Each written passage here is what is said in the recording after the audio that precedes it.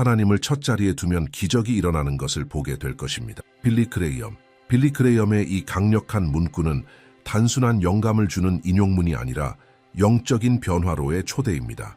점점 더 바쁘고 복잡해지는 세상 속에서 우리의 일정은 가득하고 마음은 불안으로 가득 차 있을 때 이 메시지는 창조주를 삶의 중심에 두라는 하나님의 부르심처럼 울려 퍼집니다. 우리가 하나님을 첫자리에 둘 때 초자연적인 일이 일어납니다. 모든 이해를 뛰어넘는 평안이 우리의 일상에 스며들기 시작합니다. 결정이 더 명확해지고 삶의 목적이 더욱 분명해집니다. 멀게만 느껴지던 기적들이 우리 삶 속에서 실제로 나타나기 시작합니다. 이것이 삶에서 문제가 사라진다는 뜻은 아닙니다. 오히려 모든 상황 속에서 하나님께서 모든 것을 주관하신다는 확신 속에 살게 된다는 의미입니다. 성경은 이 원칙을 처음부터 보여주고 있습니다. 마태복음 6장 33절에서 예수님은 분명히 말씀하셨습니다. 너희는 먼저 그의 나라와 그의 의를 구하라, 그리하면 이 모든 것을 너희에게 더하시리라. 이것은 하나님의 아들께서 직접 주신 약속입니다. 예수님은 우리에게 하나님의 나라를 우선순위로 삼으라고 명하실 뿐 아니라 그 결과로 우리가 필요한 모든 것이 채워질 것이라고 보장하십니다. 이 영상에서 우리는 하나님을 첫자리에 두는 것이 단지 선택이 아니라 풍성하고 방향이 있으며 평안과 기적이 넘치는 삶을 살고자 하는 이들에게 반드시 필요한 삶의 방식임을 드러내는 성경의 진리들을 깊이 살펴볼 것입니다. 수세기 동안 믿음의 남녀들이 순종을 통해 경험했던 영원한 원칙들을 함께 탐구해 보겠습니다. 그리고 이것이 종교적인 노력에 그치는 것이 아니라 살아계신 하나님과의 인격적인 관계임을 깨닫게 될 것입니다. 매일의 동행, 진실한 헌신, 하나님께 기울어진 마음, 하나님을 첫자리에 두는 것은 우리의 재정, 관계, 결정, 일, 심지어 고통의 순간을 대하는 방식까지 변화시킵니다. 하나님은 모든 것이 무너지는 듯할 때에도 흔들리지 않는 기초가 되십니다. 반석이 되십니다. 바로 이 믿음의 터 위에서 기적이 일어납니다. 우리가 신뢰하고 순종하며 하나님의 뜻에 자신을 맡길 때, 지금 여러분은 이렇게 묻고 있을지도 모릅니다. 하지만 나는 어떻게 하나님을 내 삶에서 첫자리에 두기 시작할 수 있을까? 이것은 진심 어린 질문입니다. 그리고 이 영상에서 여러분은 명확하고 실제적이며 깊이 있는 답을 얻게 될 것입니다. 우리가 함께 나눌 기독교적 원칙들을 통해 여러분은 여러분의 인생의 방향을 바꿀 수 있는 믿음의 여정을 시작하게 될 것입니다. 그러니 만약 여러분이 하나님의 능력 있는 역사를 경험하길 원하고 하늘과 조화된 삶을 갈망한다면 이 영상은 여러분을 위한 것입니다. 성령께서 말씀하실 수 있도록 한마디 한마디에 귀 기울이세요. 마음을 여세요. 그리고 이 원칙들을 믿음으로 실천할 준비를 하세요. 하나님은 그분을 존귀히 여기는 자들을 존귀히 여기십니다. 그리고 그 첫 걸음은 바로 이것입니다. 하나님을 마땅히 계셔야 할 자리, 즉 첫자리에 모시는 것입니다. 계속하기에 앞서 특별히 부탁드리고 싶은 것이 있습니다. 지금 채널을 구독해 주세요. 이렇게 하시면 매일 하나님의 메시지를 계속해서 받을 수 있고 믿음을 더욱 굳건히 하며 성령의 인도하심을 따라 살기를 원하는 형제자매들과 함께 걸어갈 수 있습니다. 각 영상은 기도로, 헌신으로, 사랑으로 만들어졌으며 여러분의 삶을 세우고 하나님 아버지께 여러분의 마음을 더 가까이 이끌기 위해 준비된 것입니다. 하나님이 여러분 삶의 첫자리가 되게 하십시오. 그러면 여러분은 기적을 보게 될 것입니다. 우연이 아닌 하나님의 신실하심을 살아있는 간증으로 말입니다. 원칙 1. 하나님을 전적으로 신뢰하라. 빌리 그레이엄은 자주 이렇게 말하곤 했습니다.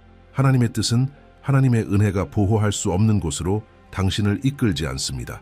이 문장은 그리스도인의 여정에서 가장 본질적인 진리를 요약하고 있습니다. 우리는 하나님을 전적으로 신뢰할 수 있습니다. 진짜 신뢰한다는 것은 단순히 하나님의 존재를 믿는 것을 넘어섭니다.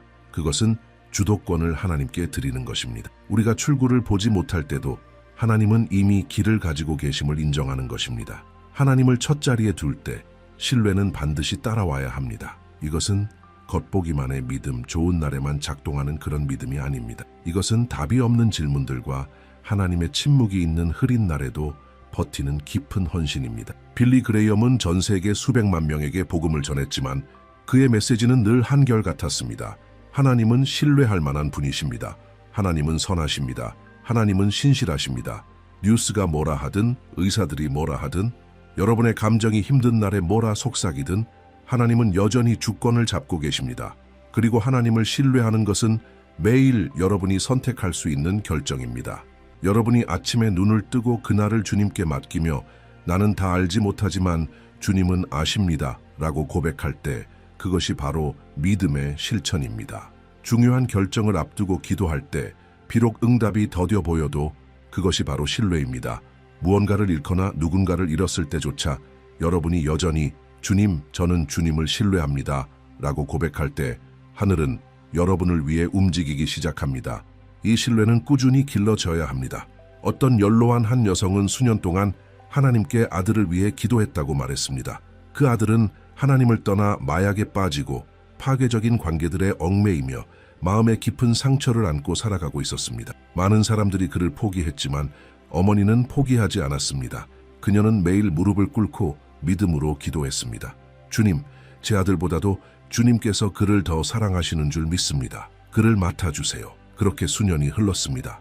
어느 날 아무도 예상하지 못한 순간에 그 아들이 혼자 교회에 들어갔고 말씀에 감동받아 예수님께 삶을 드렸습니다.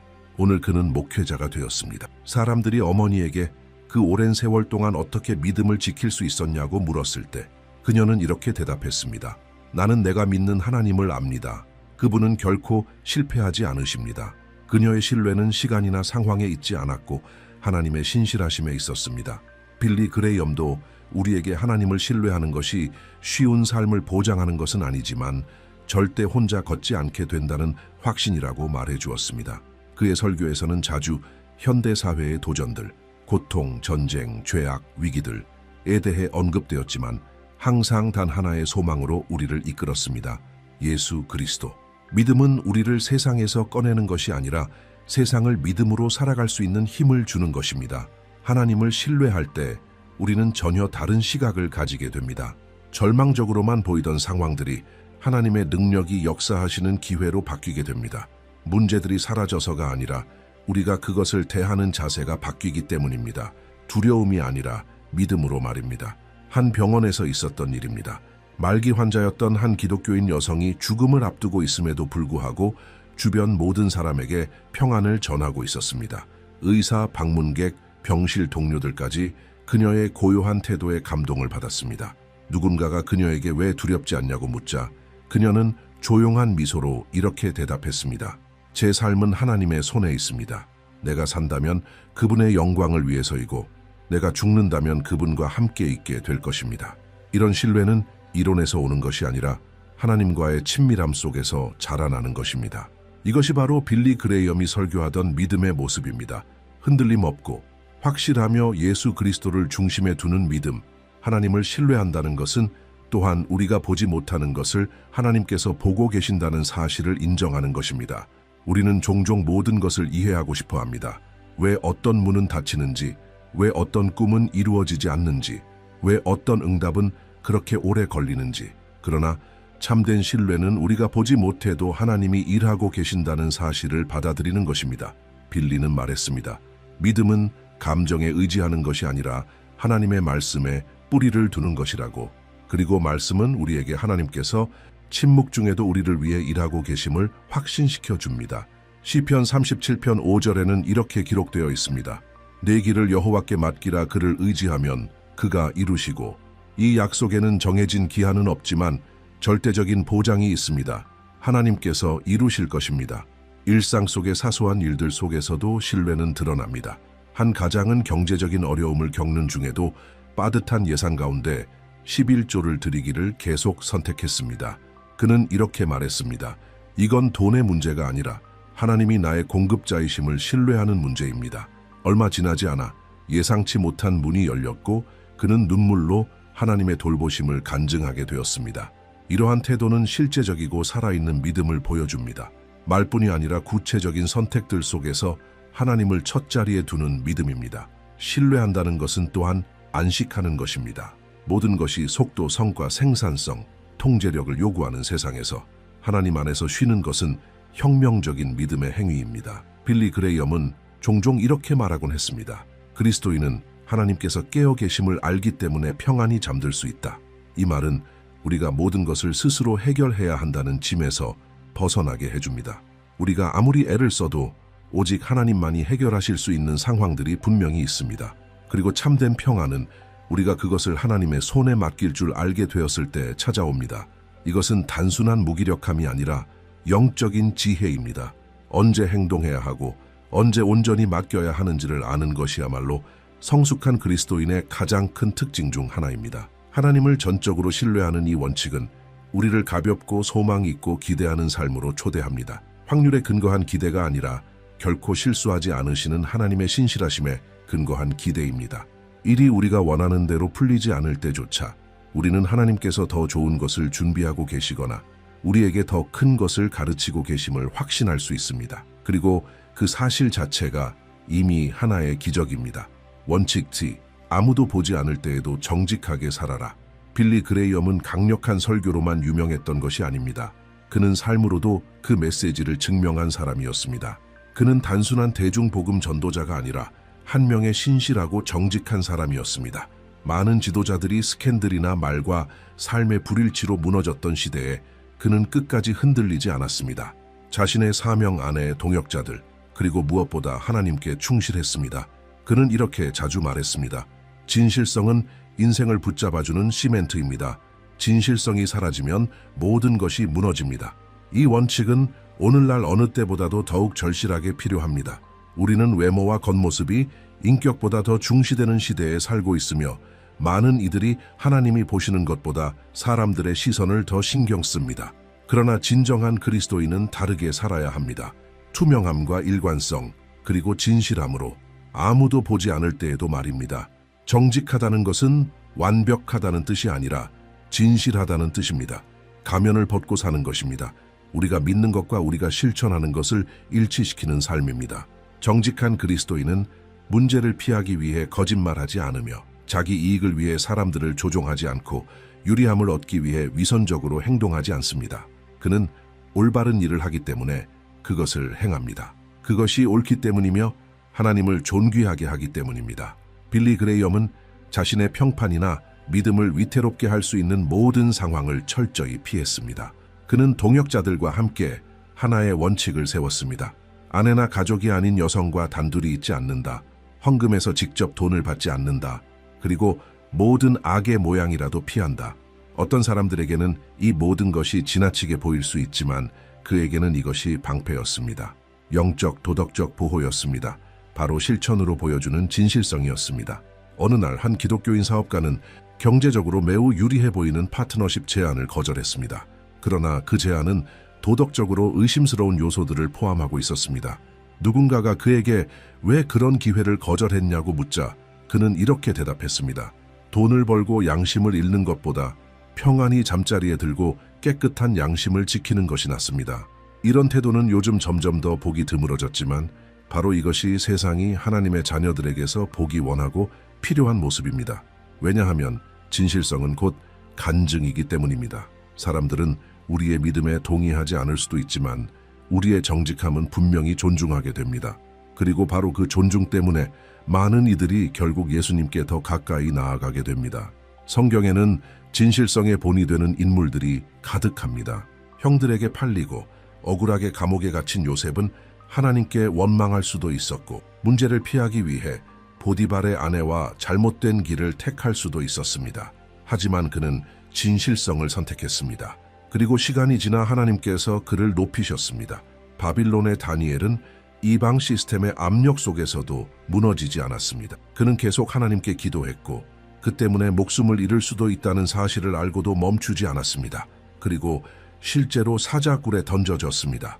하지만 바로 그 진실성 때문에 하나님께서는 역사상 가장 위대한 기적 중 하나를 보여주셨습니다.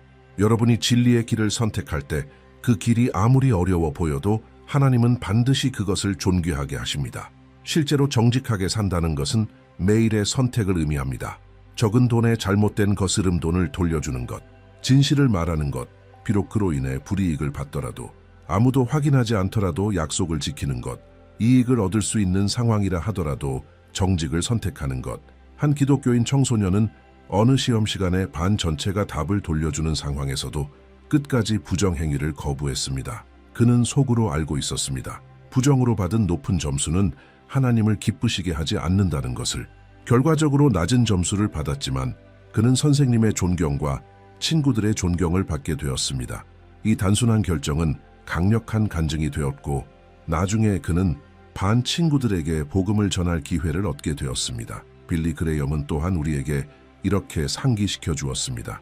정직함은 마음에서 시작된다고. 우리가 마음속으로 무엇을 생각하고 무엇을 보고 몰래 어떤 것을 소비하느냐, 이 모든 것이 결국 우리의 인격을 형성합니다.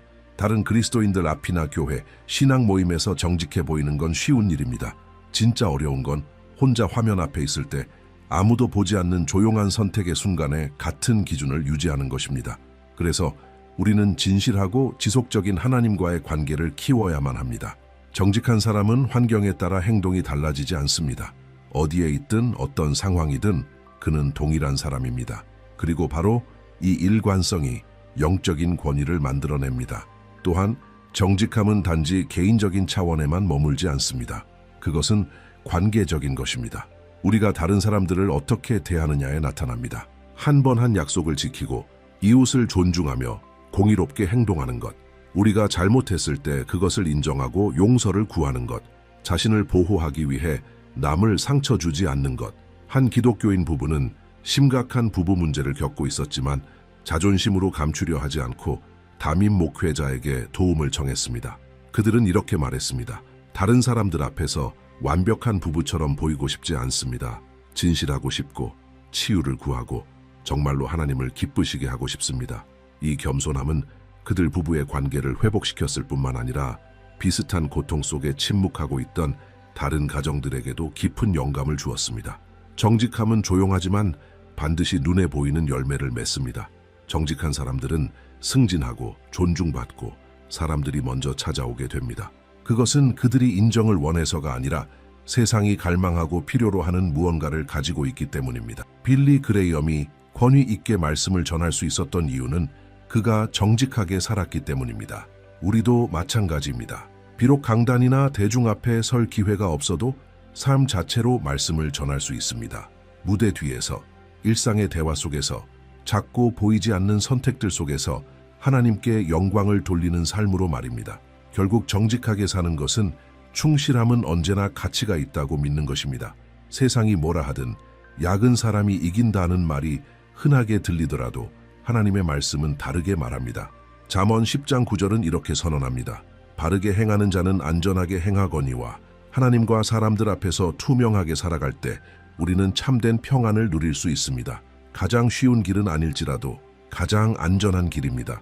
그리고 빌리 그레이엄이 수도 없이 강조했던 것처럼 우리가 모든 일에 하나님을 존귀히 여길 때 하나님께서는 우리의 모든 일을 책임지십니다.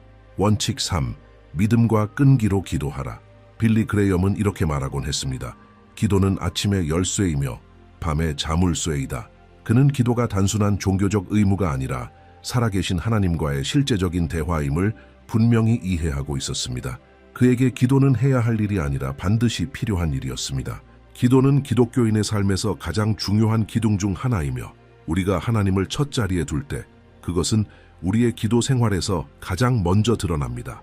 많은 사람들은 기도가 어렵다고 느낍니다. 아름다운 말을 써야 하거나 정해진 형식이 있어야 한다고 생각합니다. 하지만 진리는 이렇습니다. 하나님께서 관심 가지시는 것은 우리의 형식이 아니라 우리의 마음입니다. 하나님과 대화하는 것은 진심을 담아 내 마음을 열고 있는 그대로 고백하는 것만큼이나 단순한 일입니다. 중요한 것은 정직함과 믿음입니다. 기도에는 능력이 있습니다. 왜냐하면 기도는 우리를 창조주와 연결해 주기 때문입니다. 빌리 그레이엄은 이렇게 설교했습니다. 위대한 변화는 무릎을 꿇는 데서 시작된다. 그는 수천 명이 모이는 대형 집회에서 설교하기 전에도 몇 시간씩 기도로 하나님 앞에 나아갔습니다. 그는 하나님의 인도하심과 지혜, 그리고 그 무엇보다 하나님의 임재를 구했습니다. 그리고 하나님은 응답하셨습니다. 그의 사역의 성공은 인간적인 전략에서 온 것이 아니라 성령님과의 깊은 교제에서 비롯된 것이었습니다. 이것은 우리에게 귀한 교훈입니다. 우리는 어떤 공식이 필요한 것이 아니라 관계가 필요합니다. 그리고 기도는 바로 그 관계를 견고하게 이어주는 끈입니다. 모든 것이 무너지는 듯할 때에도 우리를 붙들어주는 힘이 되는 것입니다. 한 젊은 어머니는 육아의 도전들로 인해 지치고 감정적으로 소진되었다고 고백했습니다. 그녀는 약해 보일까봐 몰래 눈물을 흘렸습니다. 그러던 어느 날 기도에 대한 메시지를 듣고 설거지를 하거나 아기를 돌보거나 집안을 청소할 때 하나님께 말을 걸기 시작했습니다. 혼자 있는 시간이 많지 않았지만 그녀는 그 바쁜 일상 속을 제단으로 만들었습니다. 얼마 지나지 않아 놀라운 변화가 시작되었습니다. 불안은 줄어들고 인내심은 자라났으며 외적으로 큰 변화가 보이지 않아도 내면이 강해졌습니다. 무슨 일이 일어난 걸까요? 그녀는 기도가 특정한 장소에 묶인 것이 아니라 하나님께 마음을 여는 것이라는 진리를 체험한 것입니다. 기도는 또한 지속성을 요구합니다. 빌리 그레이엄은 언제나 경고했습니다. 그리스도인은 어려울 때만 기도해서는 안 됩니다. 기도는 비상용 버튼이 아니라 삶의 방식입니다. 매일 기도하는 것 비록 짧은 시간일지라도 그것은 우리가 하나님의 음성에 더 민감해지고 믿음 안에 더욱 굳건히 서게 합니다. 그것은 마치 식물을 돌보는 것과 같습니다. 가끔씩 물을 주면 겨우 살아남을 수는 있지만 온전히 피어나지는 못합니다. 기독교인도 마찬가지입니다. 간헐적으로 기도하는 사람은 신앙을 유지할 수는 있어도 하나님과의 친밀함에서 오는 깊이와 능력을 잃게 됩니다. 또한 하나님은 다양한 방식으로 기도에 응답하신다는 것을 기억하는 것이 중요합니다. 어떤 때는 예라고 하시고 어떤 때는 아직 아니다 라고 하시며 또 어떤 경우에는 내가 더 좋은 계획을 가지고 있다고 말씀하십니다. 빌리 그레이엄은 이렇게 말하곤 했습니다. 응답받지 않은 기도는 없다. 우리가 아직 이해하지 못한 응답이 있을 뿐이다. 우리가 믿음으로 기도할 때 비록 눈앞에 아무런 변화가 없어 보여도 우리는 하나님께서 역사하고 계심을 믿어야 합니다. 바로 그 순간이 우리의 믿음이 시험받는 때이며 또한 그 순간에 많은 기적들이 태어나는 것입니다. 어느 남성이 오랜 시간 동안 무너진 결혼의 회복을 위해 기도했습니다. 아내는 사랑이 식었다며 떠나갔고 그는 매일 기도했습니다. 때로는 지쳐 기도할 힘도 없었지만 포기하지 않았습니다. 그렇게 5년이 흘렀습니다. 그리고 마침내 아내는 완전히 변화된 모습으로 돌아왔고 지금은 함께 믿음 안에서 살아가고 있습니다. 이 모든 것은 그가 기도의 능력을 믿었기 때문이었습니다. 기도는 또한 악을 대적하는 강력한 무기입니다. 우리가 유혹을 겪거나 나쁜 생각에 시달리거나 영적 공격을 받을 때 우리가 그것에 저항할 수 있는 힘은 바로 기도에서 나옵니다. 예수님께서도 붙잡히시기 전 겟세마네에서 간절히 기도하셨습니다. 그분은 앞에 놓인 고난을 알고 계셨습니다. 그 기도는 십자가를 피하게 하진 않았지만 그것을 견딜 수 있는 영적인 힘을 주었습니다. 여러분이 힘이 없고 낙심의 끝에 서 있다고 느껴질 때에도 기도하세요. 말이 나오지 않아도 괜찮습니다. 진심 어린 한숨조차도 하나님은 들으십니다. 빌리 그레이엄은 이렇게 말했습니다. 기도는 하늘을 여는 열쇠이며 하나님의 마음을 움직인다. 단순한 기도일지라도 그 능력을 결코 과소평가하지 마십시오. 교회에서든 가정에서든 학교에서든 어디에서든 기도는 반드시 열매를 맺는 씨앗입니다. 어떤 지역 공동체에서는 한 무리의 중년 여성들이 매주 모여 그 지역의 청년들을 위해 기도했습니다.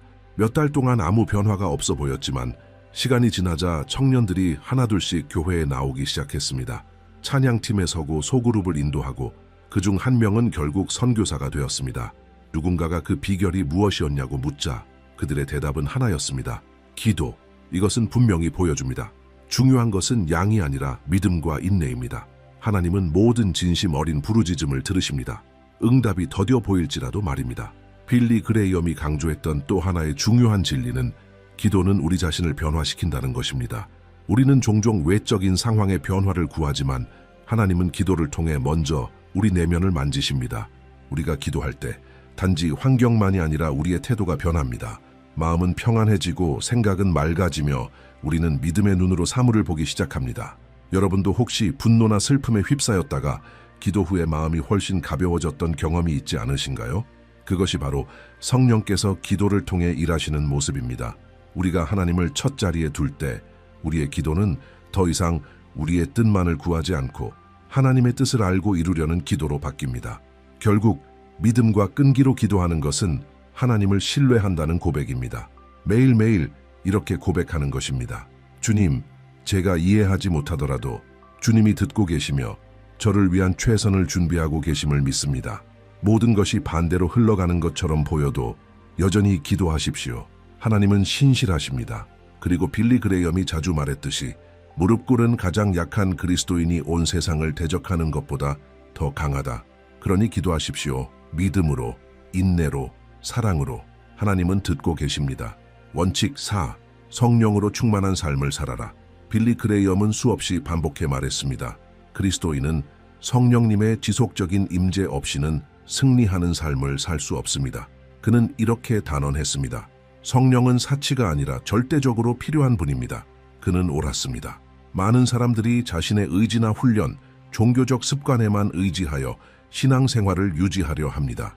그러나 진짜 기독교인의 삶은 자연스러운 삶이 아니라 초자연적인 삶입니다. 그것은 인간적인 노력의 문제가 아니라 성령님께 의지하는 삶입니다. 하나님을 첫 자리에 둔다는 것은 곧 성령님께 우리 삶의 방향을 맡기고 그분께 배우고 그분의 교정을 받고 그분의 능력으로 내면부터 변화되어 간다는 뜻입니다. 성령님은 비인격적인 힘이나 먼 존재가 아닙니다.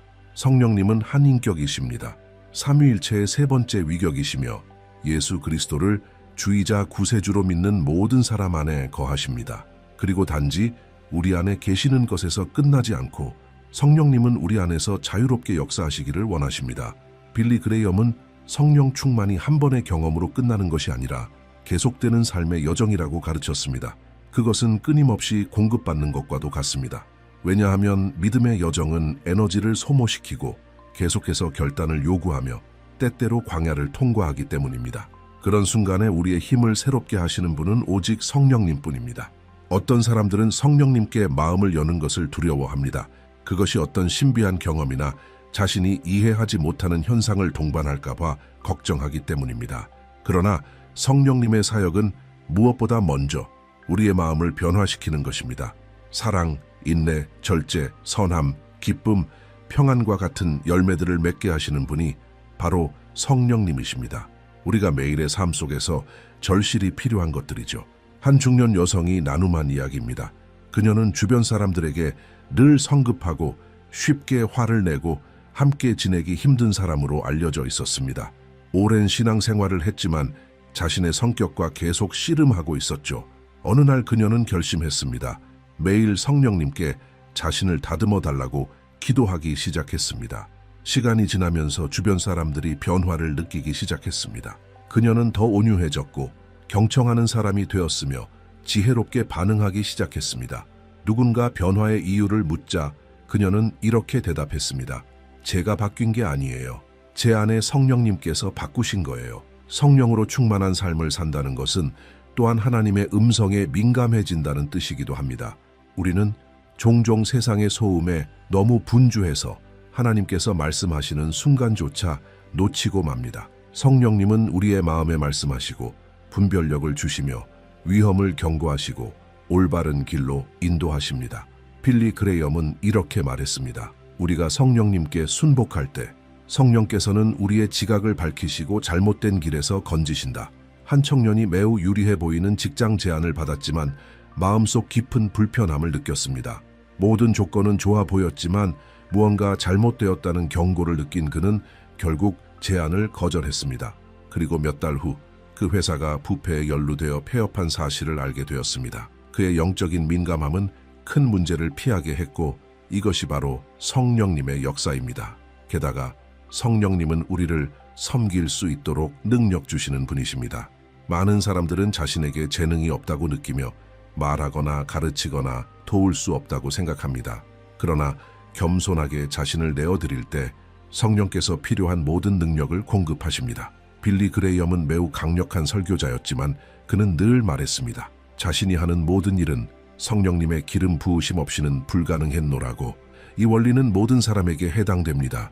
설교자만이 아닙니다. 평범한 주부, 운전기사, 교사, 상인, 누구든지 성령으로 충만할 때 그가 있는 곳에서 하나님의 도구가 될 수 있습니다. 비결은 직책에 있는 것이 아니라 마음의 자세에 있습니다. 성령님은 또한 우리로 하여금 죄를 깨닫게 하시고 회개로 부르십니다. 이것은 때로 불편하게 느껴질 수 있지만 사실은 참된 자유로 이끄는 은혜입니다. 우리가 성령의 임재에서 멀어져 살면 겉모습은 유지할 수 있을지 몰라도 마음은 점점 굳어집니다. 반대로 우리가 성령으로 충만해질 때 성령님은 우리 안에 변화가 필요한 부분을 비춰주시고 그것을 고칠 수 있는 능력까지 함께 주십니다. 빌리 그레이엄은 말했습니다. 진정한 부흥은 진실한 회개에서 시작된다고. 부흥은 소리를 지르고 점프하고 열광하는 것이 아닙니다.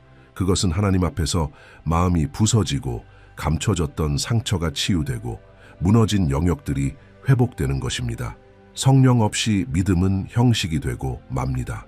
그러나 성령과 함께할 때 모든 것이 살아나고 새로워지며 목적이 분명해집니다. 성령 충만한 삶의 또 다른 특징은 폭풍 속에서도 누릴 수 있는 평안입니다. 한 선교사는 자신이 사역하던 나라에서 박해를 받던 중 체포되어 독방에 갇혔습니다. 그러나 그 안에서 그는 설명할 수 없는 깊은 평안을 경험했다고 합니다. 그는 감옥 안에서 찬양을 부르기 시작했고 이를 지켜보던 한 간수가 그 이유를 묻자 이렇게 대답했습니다. 이건 제 힘이 아닙니다. 내 안에 계신 하나님의 성령께서 주시는 평안입니다. 며칠 후 그 간수는 성경을 요청했고 결국 믿음을 갖게 되었습니다. 이처럼 성령님은 우리 안에서 일하실 뿐만 아니라 우리를 통해서도 역사하십니다. 성령으로 충만한 삶을 사는 데에는 복잡한 공식이 필요하지 않습니다. 필요한 것은 단 하나, 목마름입니다. 단순히 이렇게 기도하면 됩니다. 주님, 주의 성령으로 저를 채워주소서. 그리고 마음을 열고 순종하고 인도받을 준비를 하는 것입니다. 하나님의 말씀을 읽는 것은 성령님과의 연결을 굳건하게 해줍니다. 예배, 끊임없는 기도, 금식, 그리고 다른 성도들과의 교제 역시 성령 충만을 지속적으로 채우는 길입니다. 빌리 그레이엄은 말했습니다. 성령 없는 그리스도인의 삶은 연료 없는 자동차와 같다. 겉은 멀쩡하지만 움직이지 못한다. 성령으로 충만할 때 우리의 삶은 방향을 얻고 힘을 얻고 목적을 회복합니다. 결국 성령으로 충만하게 사는 것은 선택입니다. 자동으로 되는 것이 아니라 의도적인 삶의 방향입니다. 매일 우리는 선택할 수 있습니다. 육신을 따라 살 것인가? 성령을 따라 살 것인가? 성령을 선택한 사람은 그 선택의 열매를 맺게 됩니다. 더 큰 평안과 힘, 지혜 속에 살아가게 됩니다. 그리고 그 삶 전체로 하나님께 영광을 돌리게 됩니다. 전 세계에 영향을 끼쳤던 빌리 그레이엄조차 언제나 겸손하게 이렇게 말했습니다. 이 모든 것은 내가 아니라 내 안에 계신 그리스도, 곧 성령을 통해 역사하시는 주님 때문입니다. 이것이 바로 목적 있는 삶을 살며 하나님의 초자연적인 은혜를 매일 경험하는 비밀입니다. 원칙 5. 영원을 향한 확고한 소망을 품어라. 빌리 그레이엄은 자주 이렇게 말했습니다. 나의 진짜 집은 이 세상이 아닙니다. 나는 그저 지나가는 나그네일 뿐입니다. 이 말은 기독교 신앙의 가장 깊은 진리를 요약합니다. 우리의 소망은 이 땅의 일시적인 것들이 아니라 하나님과 함께하는 영원에 있다는 것입니다. 세상에서 모든 것이 잠시뿐인 이 현실, 재물, 관계, 지위, 건강, 성취, 이 모든 것이 사라지는 세상 속에서 우리의 마음이 영원에 고정되어 있다면 지금 이 땅에서 아무리 어려워도 우리는 계속 걸어갈 수 있는 힘을 얻게 됩니다. 그리스도인은 단지 지금만을 바라보며 살지 않습니다. 그는 하늘을 바라보며 삽니다. 영원에 대한 소망을 품는다는 것은 현실을 외면하며 사는 것이 아닙니다. 오히려 이 덧없는 세상 너머에 훨씬 더 크고 영원한 실제가 있다는 것을 의식하며 살아가는 것입니다. 빌리 그레이엄은 이렇게 가르쳤습니다. 우리가 이 확고한 소망을 가질 때 고통과 상실, 그리고 인생의 싸움들을 전혀 다른 평안으로 마주할 수 있다고. 이 삶은 단지 시작일 뿐임을 알게 되면 우리의 시선이 달라집니다. 빌립보서 3장 20절은 이렇게 말씀합니다. 그러나 우리의 시민권은 하늘에 있는지라. 이 진리는 삶 전체의 관점을 바꿉니다. 하나님을 첫 자리에 둘 때 우리는 영원의 관점에서 삶을 바라보는 법을 배웁니다. 그것은 곧 물질에 집착하지 않고 인생의 고난에 무너지지 않는다는 뜻입니다. 왜냐하면 이 모든 고통은 잠깐이며 우리를 위해 예비된 영광은 비교할 수 없이 크기 때문입니다. 모든 것을 화제로 잃은 한 남성의 이야기가 있습니다. 집, 서류, 가구, 추억까지 모두 사라졌습니다. 방송 인터뷰에서 그는 이렇게 말했습니다. 물질은 다 사라졌지만 내 영혼은 안전합니다. 그리고 언젠가는 이 모든 것도 잊혀질 것입니다. 나는 영원히 그리스도와 함께 있을 것이기 때문입니다. 이런 말은 하늘을 바라보는 자만이 할 수 있는 고백입니다. 바로 이런 믿음이 사람들에게 감동을 주고 영혼을 흔들어 깨웁니다. 이것이 바로 빌리 그레이엄이 전한 메시지였습니다. 무덤을 넘어서는 소망, 죽음을 이기는 생명, 상황에 좌우되지 않는 진짜 희망. 이 소망은 우리가 이 땅에서 어떻게 살아가는지도 바꿉니다. 영원히 최종 목적지임을 아는 사람은 지금 이 순간을 더 의미 있게 살아갑니다. 사람들을 더 소중히 여기고 용서를 더 쉽게 하며 더 깊이 사랑하고 복음을 더욱 간절하게 전합니다. 왜냐하면 이 삶이 너무 짧다는 것을 알기 때문입니다. 빌리 그레이엄은 말했습니다. 우리가 남길 수 있는 가장 큰 유산은 돈이 아니라 우리가 사랑하는 이들이 구원의 확신을 갖게 하는 것이다. 그래서 그는 기회가 있을 때마다 복음을 전하는 일을 멈추지 않았습니다. 그의 마음엔 언제나 영혼이 자리 잡고 있었고 가능한 많은 사람들을 그 영혼으로 함께 데려가고자 했습니다. 하늘에 대한 소망은 또한 우리의 아픔을 위로합니다. 많은 이들이 사랑하는 사람을 잃고 깊은 슬픔 속에 살아가고 있지만 빌리 그레이엄은 항상 이렇게 말하곤 했습니다. 그리스도를 믿는 이들에게 죽음은 작별이 아니라 다시 만남을 위한 잠시의 이별입니다. 이 확신은 우리의 애도 방식을 완전히 바꿔놓습니다. 다시 만날 날이 예정되어 있다는 것을 알면 우리는 더는 절망하지 않습니다. 그곳에는 눈물도 고통도 이별도 없을 것입니다. 그것이 바로 우리의 믿음의 의미를 부여해 줍니다. 그것이 바로 우리 마음이 무너질 때 위로가 되는 진리입니다. 요한계시록 21장 4절의 약속처럼 그들의 눈에서 모든 눈물을 씻기심에 마지막으로 영혼에 대한 확고한 소망을 가진 사람은 더 가볍게 더 믿음으로 살아갈 수 있습니다. 미래를 두려워하지 않고 역풍 속에서도 절망하지 않습니다. 왜냐하면 우리는 알고 있기 때문입니다. 결국에는 그리스도께서 승리하시고 우리는 그분과 함께 있게 될 것입니다. 빌리 그레이엄은 이 확신 속에서 살았고 이 확신 속에서 세상을 떠났습니다. 그는 세상을 떠나기 전 이렇게 말했습니다. 어느 날 여러분은 빌리 그레이엄이 죽었다는 소식을 듣게 될 것입니다. 믿지 마세요. 나는 그 어느 때보다 살아있을 것입니다. 단지 주소만 바뀐 것입니다. 이 동일한 소망이 우리의 걸음과 선택 그리고 믿음을 끝까지 이끌어가게 되길 바랍니다. 이 영상에서 우리는 빌리 그레이엄의 가르침을 통해 그리스도인의 삶에 꼭 필요한 5가지 원칙을 함께 되새겼습니다. 하나님을 전적으로 신뢰하라. 정직하게 살아라. 믿음과 인내로 기도하라. 성령으로 충만한 삶을 살아라. 영원한 소망을 품고 살아가라. 이 모든 원칙은 우리로 하여금 하나님을 삶의 첫 자리에 모시게 합니다. 단지 아름다운 개념으로가 아니라 실제적이고 일상적인 선택으로서 말입니다. 이 원칙들은 무거운 규칙이 아닙니다. 오히려 우리를 진정한 자유로 인도하는 길입니다. 이 길 위에서 우리는 삶의 목적과 평안, 그리고 영적인 능력을 발견하게 됩니다. 우리가 이 진리들을 삶에 적용할 때 하나님의 돌보심과 인도하심, 그리고 초자연적인 손길을 우리의 모든 영역에서 경험하게 됩니다. 그리고 어려운 순간에도 믿음 안에서 힘을 얻고 영원한 소망 안에서 위로를 받게 됩니다. 이제 초대는 분명합니다. 이번 주 5가지 원칙 중 하나를 선택하여 실천해 보세요. 어쩌면 지금은 더 많이 기도해야 할 때일 수도 있고 더 깊이 신뢰할 때일 수도 있습니다. 성령님께서 인도해 주실 것입니다. 하나님은 자신을 존귀히 여기는 자를 존귀히 여기십니다. 그리고 그분이 삶의 첫 자리에 계실 때 정말로 기적이 일어납니다. 빌리 그레이엄은 그 진리를 살아냈고 여러분도 그렇게 살 수 있습니다. 이제 댓글로 나눠주세요. 오늘 5가지 원칙 중 어떤 것이 당신의 마음에 가장 깊이 다가왔나요? 여러분의 한마디가 다른 사람의 삶에 은혜가 될 수 있습니다. 아직 채널을 구독하지 않으셨다면 지금 구독 버튼을 눌러주세요. 이곳에서는 여러분의 믿음을 세워주고 하나님과 더 가까이 걷도록 도와주는 말씀들이 매일 준비되어 있습니다. 알림 설정도 잊지 마세요. 지금 화면에 다음 영상이 뜨고 있어요. 그 영상은 여러분의 믿음의 여정을 더 깊이 이끌어 줄 것이고 하나님 안에서 더 큰 믿음의 걸음을 내딛게 도와줄 것입니다. 그곳에서 다시 만나요. 하나님의 강력한 축복이 여러분에게 임하기를 기도합니다. 이 글이 당신에게 도달했다면 하나님께서 말씀하십니다. 축하합니다. 당신의 새해는 승리와 축복으로 가득 시작될 것입니다. 이 문장은 항상 믿음과 희망을 전했던 빌리 그레이엄의 가르침에서 영감을 받은 것입니다. 이 메시지는 우연이 아닙니다.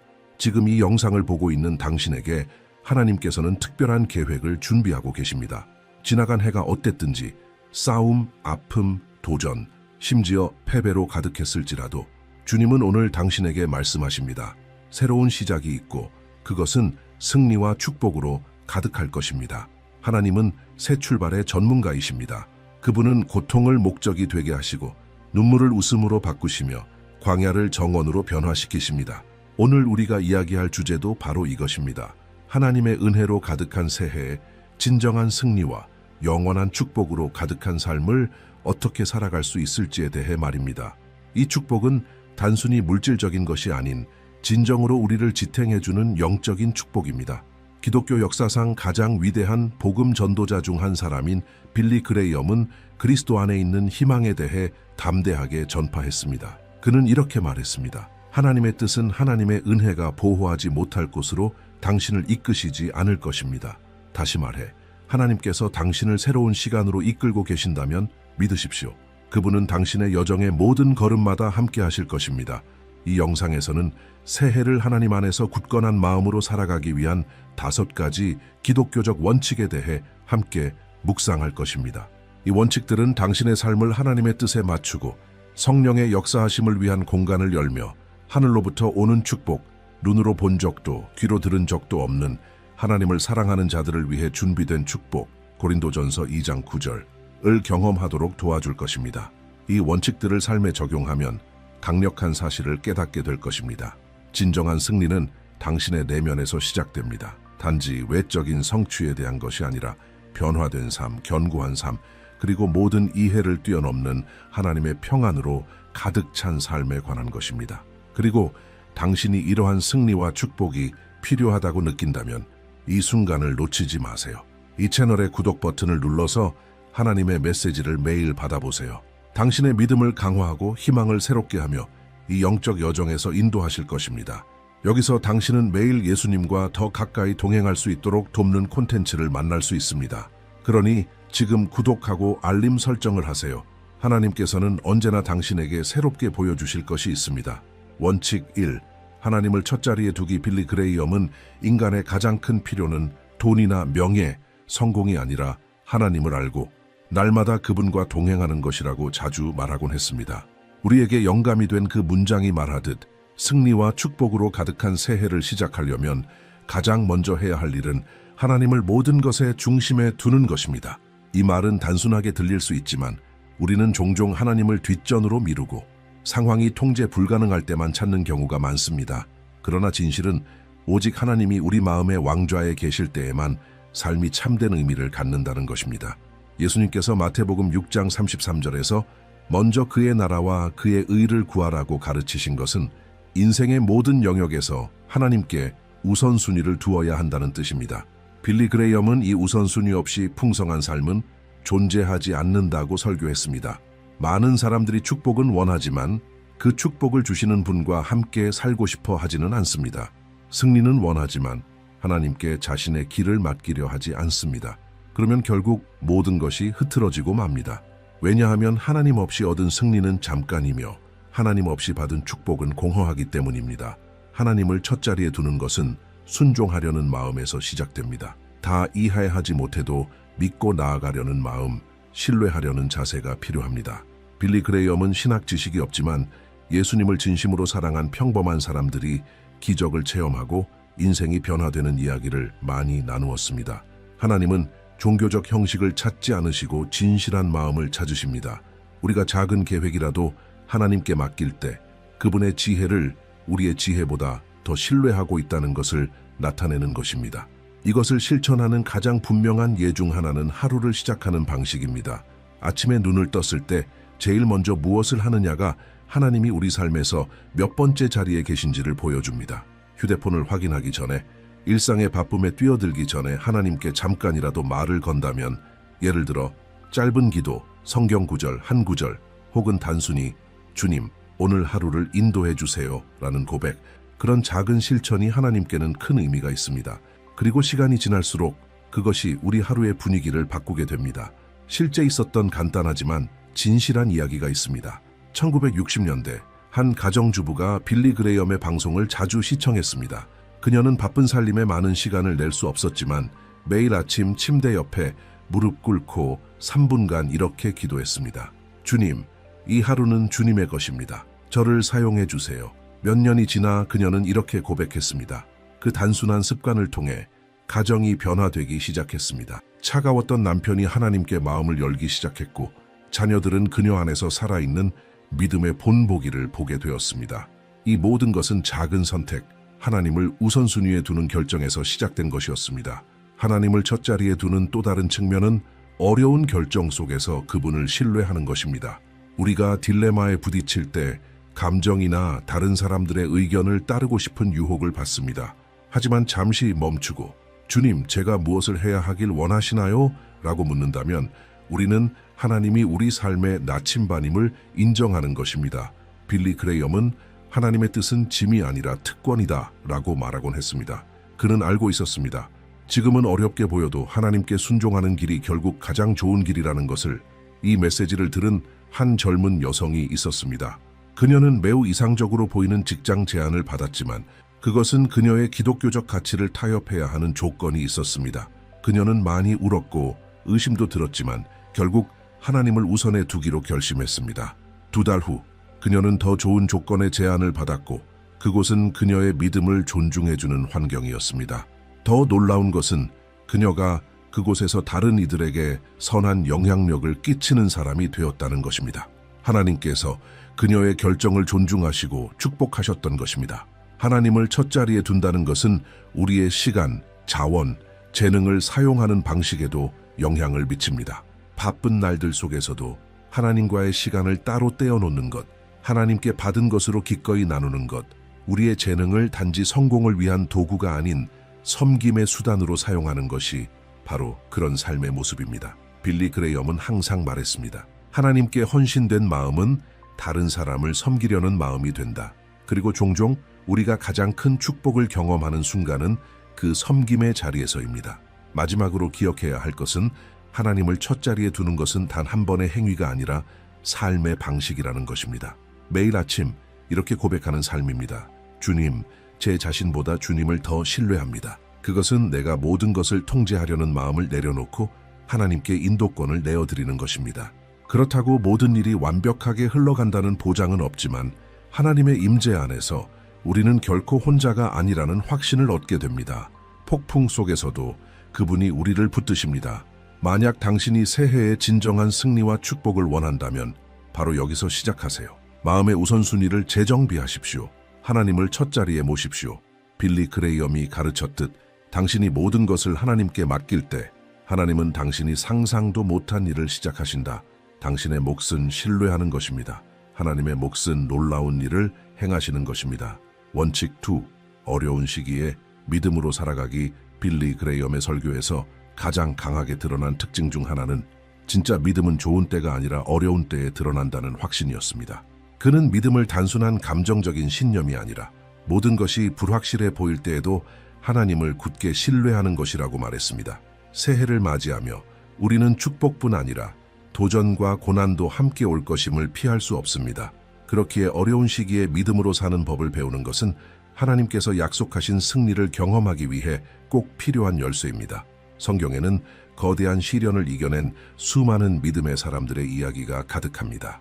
히브리서 11장은 믿음의 영웅장으로 불리며 진짜 믿음은 문제를 피하게 하는 것이 아니라 그 문제를 통과할 수 있는 힘을 준다는 사실을 보여줍니다.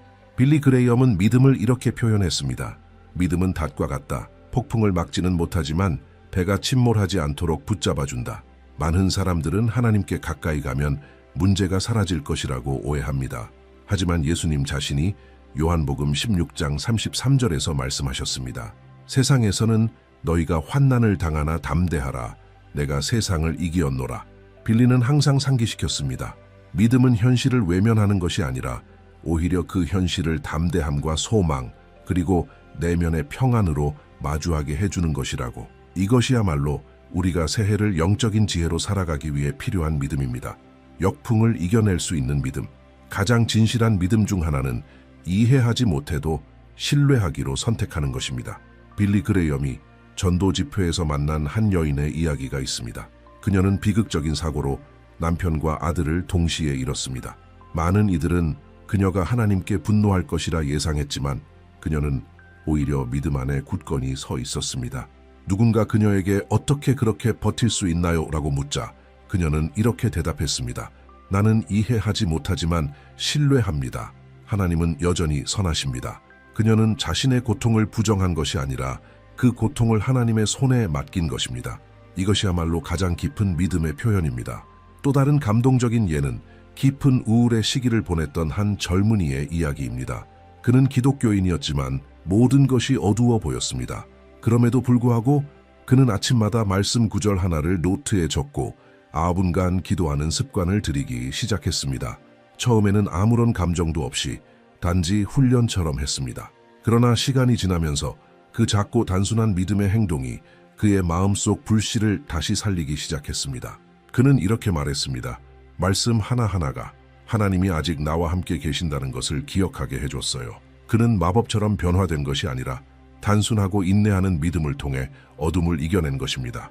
이처럼 어려운 시기를 믿음으로 사는 삶은 화려하거나 복잡하지 않습니다.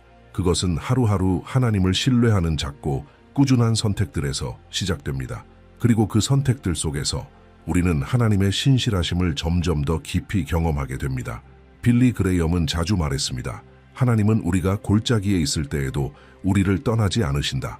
오히려 우리가 생각하는 것보다 훨씬 가까이 계신다고 했습니다. 그리고 많은 경우 고통 속에서 우리는 영적으로 가장 크게 성장한다고 강조했습니다. 어려운 시기의 믿음은 많은 말을 필요로 하지 않습니다. 조용한 가운데서도 하나님을 기다리는 마음이면 충분합니다. 그리고 그 믿음이 아무리 겨자씨만큼 작아도 산을 옮길 수 있습니다. 이 원칙에는 매우 실질적인 측면이 하나 있습니다. 우리의 시선을 어디에 두느냐를 선택하는 것입니다. 어려운 시기에는 문제에만 집중하게 되기 쉽습니다. 그러나 믿음은 시선을 들어 우리가 믿는 하나님을 바라보도록 초대합니다. 다윗이 골리앗과 맞섰을 때 그는 거인의 크기만 바라보지 않았습니다. 함께 하시는 하나님의 크기를 바라보았습니다. 이것이 모든 차이를 만들어냈습니다. 우리도 마찬가지입니다. 전능하신 주님께서 우리 앞서 가신다는 확신 속에서 싸움을 맞이할 수 있습니다. 믿음으로 사는 것은 또한 하나님의 말씀으로 우리의 마음을 채우는 삶입니다. 빌리 그레이엄은 매일 성경을 읽는 것의 중요성을 늘 강조했습니다. 그는 성경 없는 그리스도인은 칼 없는 군인과 같다고 말했습니다. 어려운 시기일수록 우리를 붙잡아주는 것은 하나님의 말씀입니다. 여호와는 나의 목자시니 내게 부족함이 없으리로다. 내가 사망의 음침한 골짜기를 다닐지라도 해를 두려워하지 않을 것은 주께서 나와 함께 하심이라. 이런 말씀들은 영혼의 닻이 되어줍니다. 믿음이 말씀으로 공급될 때 두려움은 점점 설 자리를 잃습니다. 그리고 기도의 힘도 잊어선 안 됩니다. 고난의 순간에 하나님과 이야기하는 것은 필수입니다. 기도는 멋진 말이 아니라 진심이 담긴 대화입니다. 빌리는 말하곤 했습니다. 숨소리조차도 마음에서 우러나온 것이라면 기도가 될 수 있다. 하나님은 종종 폭풍을 거두는 대신 그 폭풍 속에서 평안을 주십니다. 그리고 바로 그 모든 이해를 뛰어넘는 평안이 우리의 믿음이 살아있다는 가장 큰 증거입니다. 지금 많은 이들이 상실, 두려움, 걱정 속에서 새해를 시작하고 있을지도 모릅니다. 믿음은 그런 현실을 외면하지 않습니다. 오히려 그 한가운데에서 희망을 제공합니다. 단순한 낙관이 아니라 신실하신 하나님에 대한 깊은 신뢰에서 나오는 소망입니다. 빌리 그레이엄은 이렇게 말하곤 했습니다. 나는 성경의 마지막 장을 읽었습니다. 결국 모든 것이 잘 될 것입니다. 그 확신은 죽음을 이기신 그리스도에 대한 믿음에서 왔고 그분이 끝까지 함께 하신다는 약속에서 나왔습니다. 혹시 당신이 지금 힘든 시기를 지나고 있다면 자신을 약하다고 느끼지 마세요. 오히려 그때야말로 믿음이 가장 진실해질 수 있는 순간입니다. 하나님은 당신의 고통을 보시고 기도를 들으시며 지금도 일하고 계십니다. 비록 지금은 느껴지지 않더라도 말입니다. 끝까지 견디세요. 포기하지 마세요. 그 승리는 당신이 기대한 방식으로 오지 않을 수도 있지만 반드시 옵니다. 그리고 가장 놀라운 기적은 그 여정 속에서 당신의 마음이 변화되는 것일지도 모릅니다. 힘든 시기에 믿음으로 사는 것은 쉽지 않지만 가능하다. 예수님을 바라보는 눈과 말씀으로 채워진 생각, 기도로 들여진 마음이 있다면 당신은 무엇이든 견뎌낼 수 있다. 빌리 그레이엄은 살아있는 지속적인 믿음의 유산을 남겼고 당신도 그것을 살아낼 수 있다. 가장 어두운 날에도 믿으라. 하나님은 당신과 함께 계신다. 원칙 3. 용서. 자유로 가는 길. 빌리 그레이엄은 자주 말하곤 했다. 용서는 하나님의 사랑을 보여주는 가장 큰 표현 중 하나이자 인간의 가장 큰 필요 중 하나이다. 그는 용서 없이는 진정한 평화가 있을 수 없다고 믿었다. 이것은 우리가 하나님께 받는 용서뿐 아니라 다른 사람에게 주는 용서에도 해당된다. 승리와 축복으로 가득한 새해를 시작하려면 깨끗하고 가벼우며 다시 시작할 준비가 된 마음이 필요하고 그것은 우리가 용서를 선택할 때에만 가능하다. 용서는 종종 오해받는다. 어떤 사람들은 용서가 아무 일도 없었던 것처럼 행동하거나 고통을 무시하는 것이라고 생각한다. 하지만 그렇지 않다. 용서는 상대의 잘못을 정당화하는 것이 아니라 상처가 남기는 무게에서 스스로를 자유롭게 하는 것이다. 빌리 그레이엄은 원한을 품는 것은 마치 독을 마시고 다른 사람이 고통받기를 바라는 것과 같다고 설명했다. 상처는 사람을 얽매고 아프게 하며 하나님의 은혜가 우리 마음 안에서 자유롭게 흐르지 못하게 만든다. 예수님은 말과 행동으로 용서에 대해 가르쳐 주셨다. 제자들이 몇 번이나 용서해야 하냐고 물으며 7번이면 충분하지 않겠느냐고 했을 때 예수님은 이렇게 대답하셨다. 7번이 아니라 70번씩 7번이라. 마태복음 18:22. 즉 용서는 선택이 아니라 삶의 방식이다. 그리스도는 용서가 상처 입은 자를 해친 자보다 훨씬 더 자유롭게 만든다는 것을 아셨다. 빌리 그레이엄은 용서는 감정이 아닌 영적인 결정이라고 말했다. 종종 마음은 용서하고 싶지 않지만 우리가 하나님께 순종할 때 하나님께서 계속할 수 있는 힘을 주신다. 매우 인상적인 예는 배신으로 수년간 고통받았던 한 여성이 용서의 편지를 쓰기로 결심한 이야기다. 그녀는 그 사람이 그것을 읽을지 답장을 할지는 몰랐지만 그것은 중요하지 않았다. 글을 쓰고 고통을 하나님의 손에 맡기는 행위는 짐을 내려놓는 것과 같았다. 그녀는 그 후 정서적인 건강이 회복되고 평안이 돌아왔으며 가벼운 마음으로 새로운 시기를 살 수 있었다고 말한다. 쉽지는 않았지만 자유로웠다. 어떤 사람들은 용서하는 것이 약하다고 생각한다. 하지만 사실 강한 사람만이 용서할 수 있다. 빌리 그레이엄은 용서는 겸손과 사랑을 요구하기 때문에 용기는 행동이라고 말했다. 그리고 기독교 신앙의 기초는 바로 이것이다. 용서하는 사랑. 하나님은 우리가 자격 없을 때에도 우리를 용서하셨다. 그리스도는 우리가 아직 죄인 되었을 때 우리를 위해 죽으셨다. 로마서 5:8. 이 진리를 이해할 때 우리는 하나님께서 은혜로 우리에게 주신 것을 다른 이에게 거절할 권리가 없음을 깨닫게 된다. 또한 우리가 가장 자주 실천해야 할 용서가 자기 자신을 용서하는 것일 때도 많다. 우리는 과거의 죄책감, 저질렀던 실수, 내뱉은 말, 그리고 후회되는 결정들을 짊어지고 산다. 그리고 이미 하나님께 용서를 구했음에도 불구하고 여전히 자신을 책망하며 그것으로 충분하지 않다고 느낀다. 빌리 그레이엄은 하나님께서 용서하시면 그것은 지워지고 깨끗해지며 완전히 사라진다고 가르쳤다. 하나님이 더 이상 우리를 정죄하지 않으신다면 왜 우리는 계속 스스로를 정죄하는가? 빌리 그레이엄은 그의 책 중 하나에서 회심했음에도 불구하고 과거의 죄에 대한 죄책감 속에 살아가던 한 남성의 이야기를 들려주었다. 그는 수년 동안 큰 실수의 무게를 짊어지고 살았다. 그러던 어느 날 이사야 43장 25절의 말씀을 읽게 되었다. 나 곧 나는 나를 위하여 네 허물을 도말하는 자니 내 죄를 기억하지 아니하리라. 이 말씀은 그를 자유롭게 했다. 그는 하나님이 잊으셨다면 자신도 그것을 뒤로 할 수 있다는 것을 깨달았다. 용서에는 관계를 회복시키는 힘도 있다. 때로는 어떤 우정이나 가족 관계가 회복되기 위해 필요한 것은 먼저 손 내미는 한 사람뿐이다. 거창한 말이 필요하지 않다.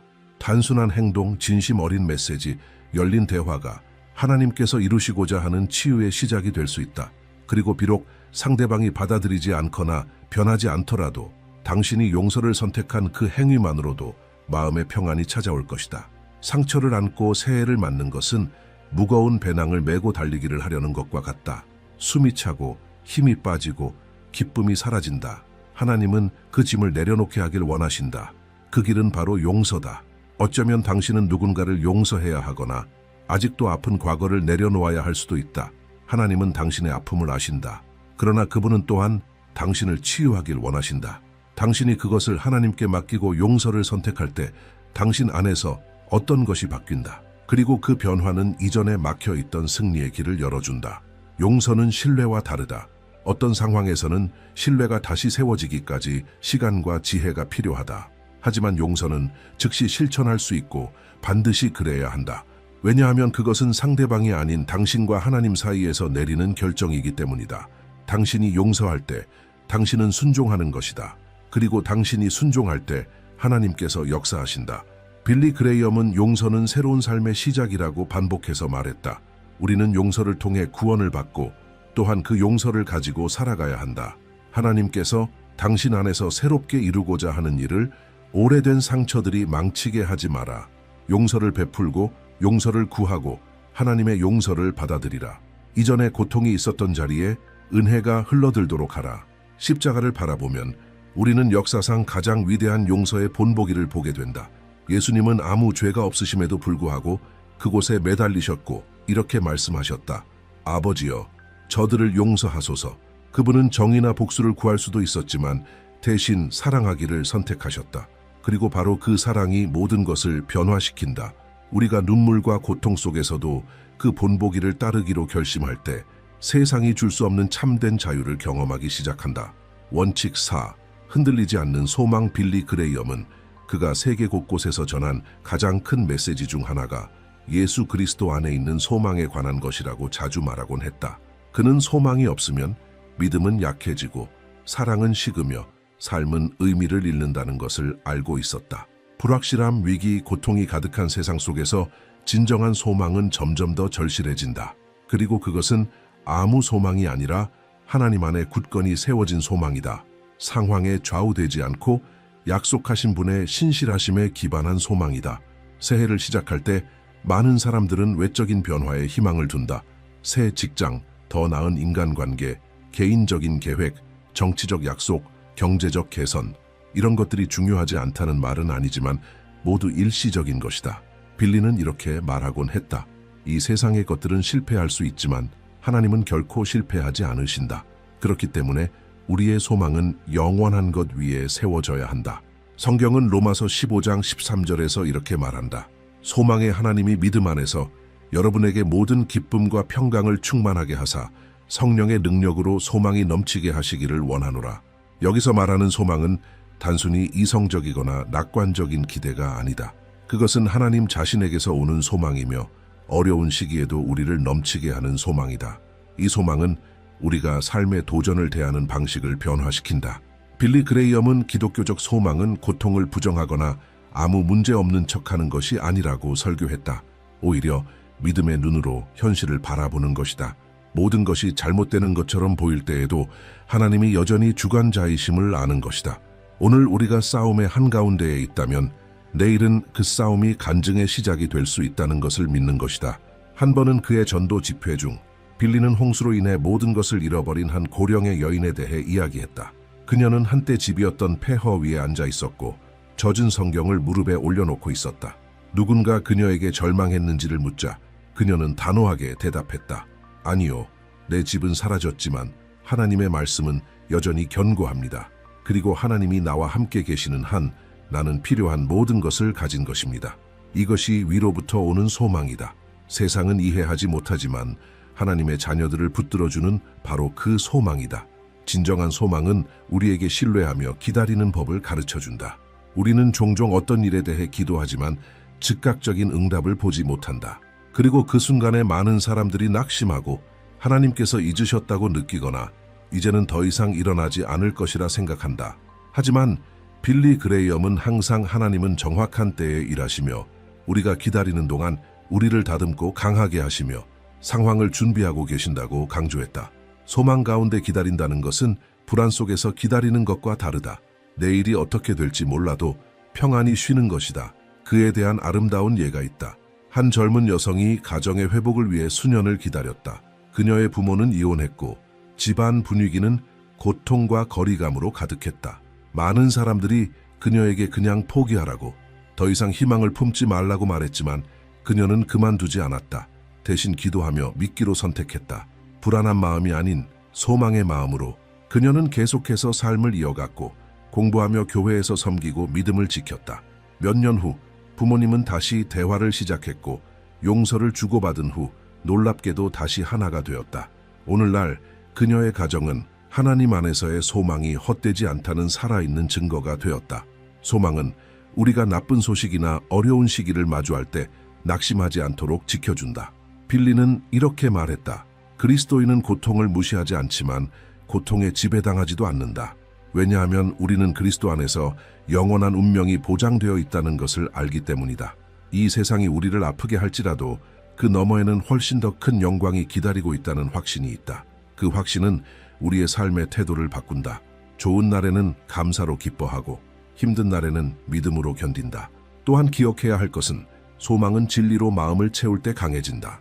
부정적인 뉴스, 독이 되는 SNS, 패배적인 생각만으로는 소망을 유지할 수 없다.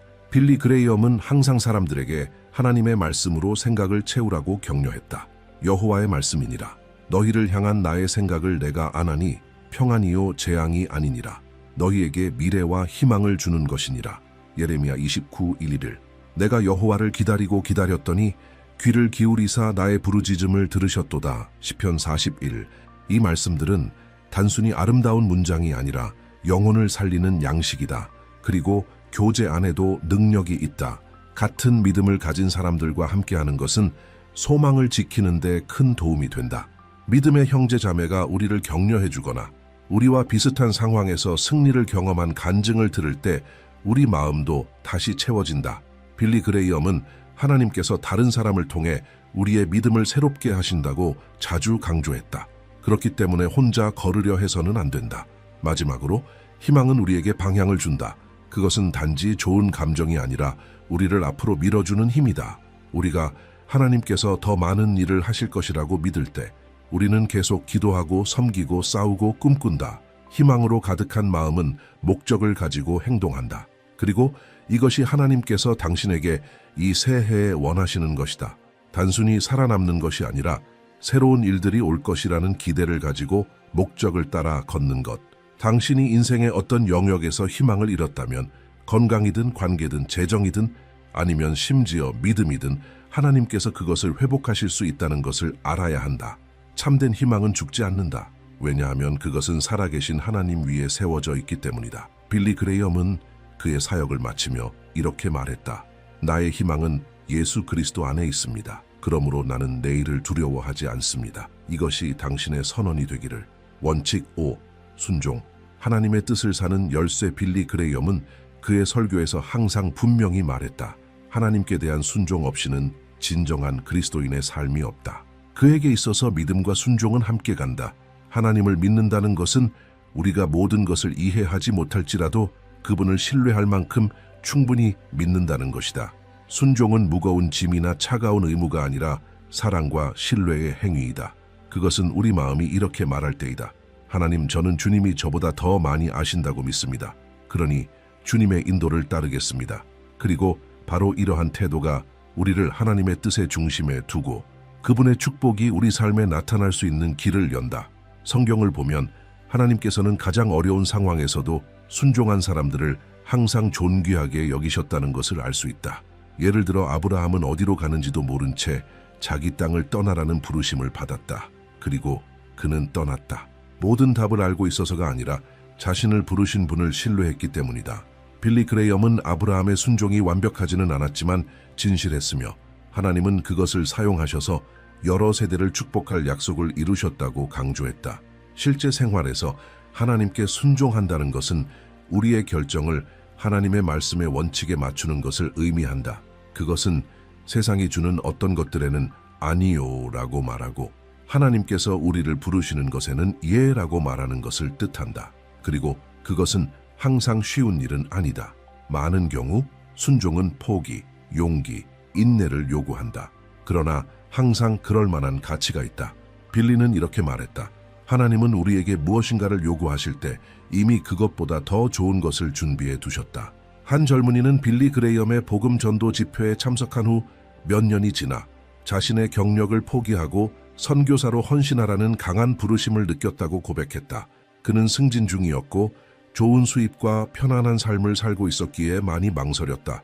하지만 그 말씀은 그의 마음에서 떠나지 않았다. 그는 기도했고 확신을 구했고 결국 순종했다. 수년 후 그는 말하길 세상에서 가장 성공적인 커리어와도 자신이 산 삶을 바꾸지 않겠다고 했다. 그는 사람들이 구원받고 가정들이 회복되고 기적이 일어나는 것을 보았다. 이 모든 것은 그가 순종하기로 결정했기 때문이다. 순종은 또한 일상 속 작은 선택들에서도 드러난다. 하나님은 우리의 삶의 큰 결정에만 관심이 있는 것이 아니라 우리가 얼마나 그분을 신뢰하는지를 보여주는 모든 행동에도 관심이 있으시다. 우리가 화가 나 있음에도 불구하고 용서하기로 선택할 때 진실을 말하면 불이익을 받을 수 있어도 진실을 선택할 때, 아무도 보지 않을 때에도 정직함을 선택할 때, 이런 결정들은 순종하는 마음을 보여준다. 그리고 하나님은 그것을 보신다. 빌리 그레이엄은 종종 젊은 시절에 성경에 대해 의심이 있었던 이야기를 들려주곤 했다. 어느 날 들판에서 혼자 무릎을 꿇고 이렇게 말했다. 주님, 저는 이 책에 있는 모든 것을 다 이해하지는 못합니다. 그러나 오늘부터 이것이 주님의 말씀이라고 믿기로 하고 그 안에 기록된 것에 순종하기로 결정하겠습니다. 그 순간 이후로 그는 이전과는 다른 확신으로 설교하기 시작했다. 그 순종이 그의 삶에 새로운 차원의 영적 권위를 열어주었다. 그리고 이것은 반복되는 원칙이다. 우리가 순종할 때 하나님은 일하신다. 때로 우리는 순종을 무거운 일, 마치 요구만 많은 하나님을 따르는 것처럼 느낀다. 하지만 빌리는 항상 그 반대를 보여주었다. 하나님께 순종하는 것은 참된 자유의 길이다. 죄는 자유를 약속하지만 결국 속박한다. 하나님의 뜻은 처음엔 어려워 보일 수 있지만 결국 참된 평안으로 이끈다. 예수님께서도 말씀하셨다. 너희가 나를 사랑하면 나의 계명을 지키리라. 요한복음 14:15.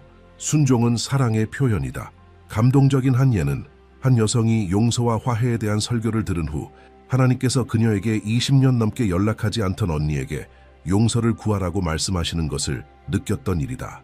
처음엔 주저했다. 그녀는 이렇게 생각했다. 그녀가 먼저 나를 찾아야 하는 거 아닌가. 그러나 그녀의 내면 깊은 곳에서 무언가가 말했다. 순종해. 그녀는 간단하고 진심 어린 편지를 써서 보냈다.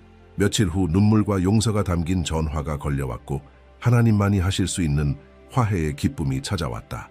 이것이 순종의 열매다. 순종은 또한 우리가 자신보다 하나님을 더 신뢰하고 있다는 것을 보여주기 때문에 중요하다. 하나님께서 기다리라고 하실 때 우리 안에 모든 것이 지금 당장 가라고 외치더라도, 하나님께서 내려놓으라고 하실 때 우리는 붙잡고 싶다고 할지라도, 하나님께서 조용히 있으라고 하실 때 우리는 내 입장을 변호하고 싶다고 느낄지라도, 이 모든 순간들은 하나님께 인도받기를 원하는 마음을 드러낸다.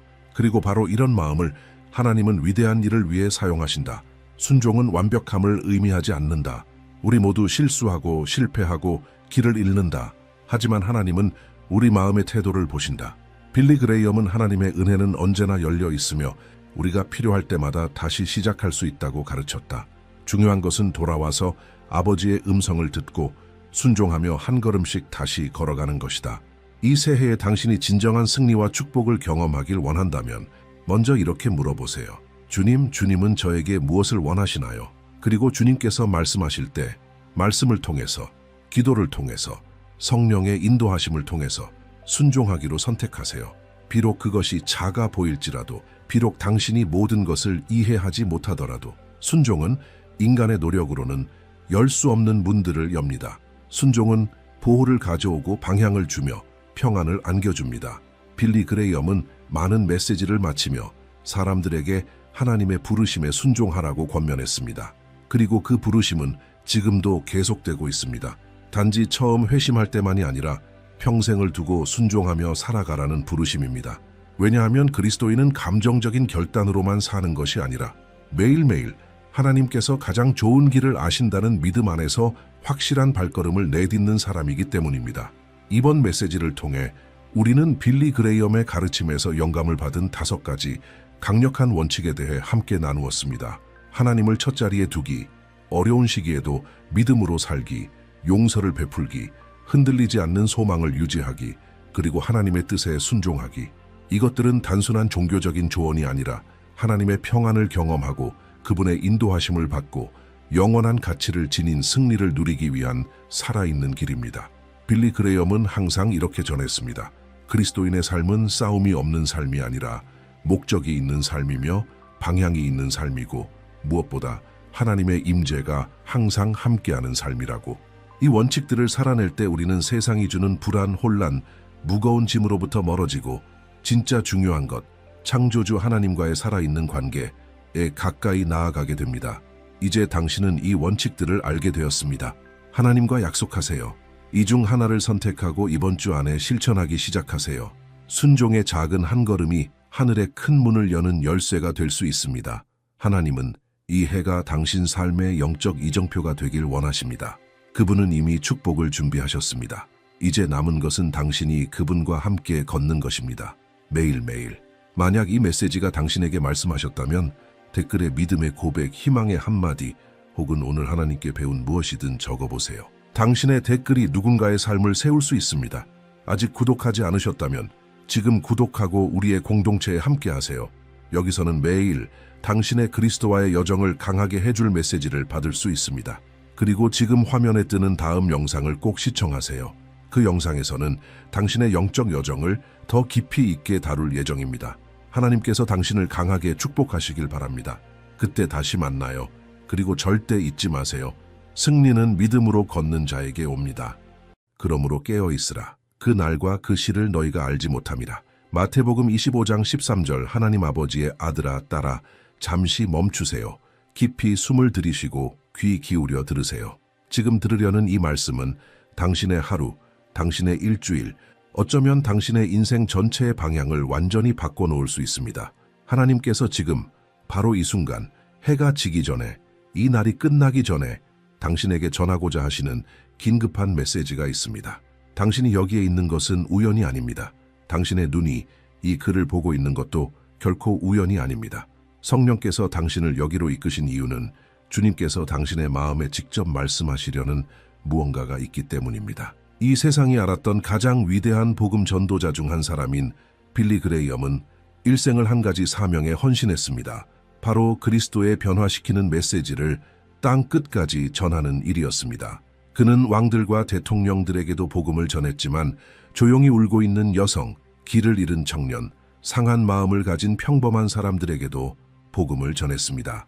그리고 그의 가장 강력한 메시지 중 하나는 항상 시간의 긴급함에 관한 것이었습니다. 빌리 그레이엄은 매일이 하나님의 선물이며 결코 다시 돌아오지 않을 귀중한 기회라는 사실을 깊이 이해하고 있었습니다.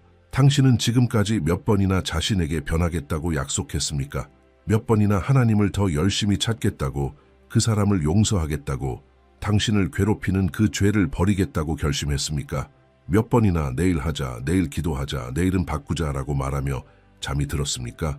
그러나 형제자매여, 하나님의 말씀은 우리에게 경고합니다. 너는 내일 일을 자랑하지 말라.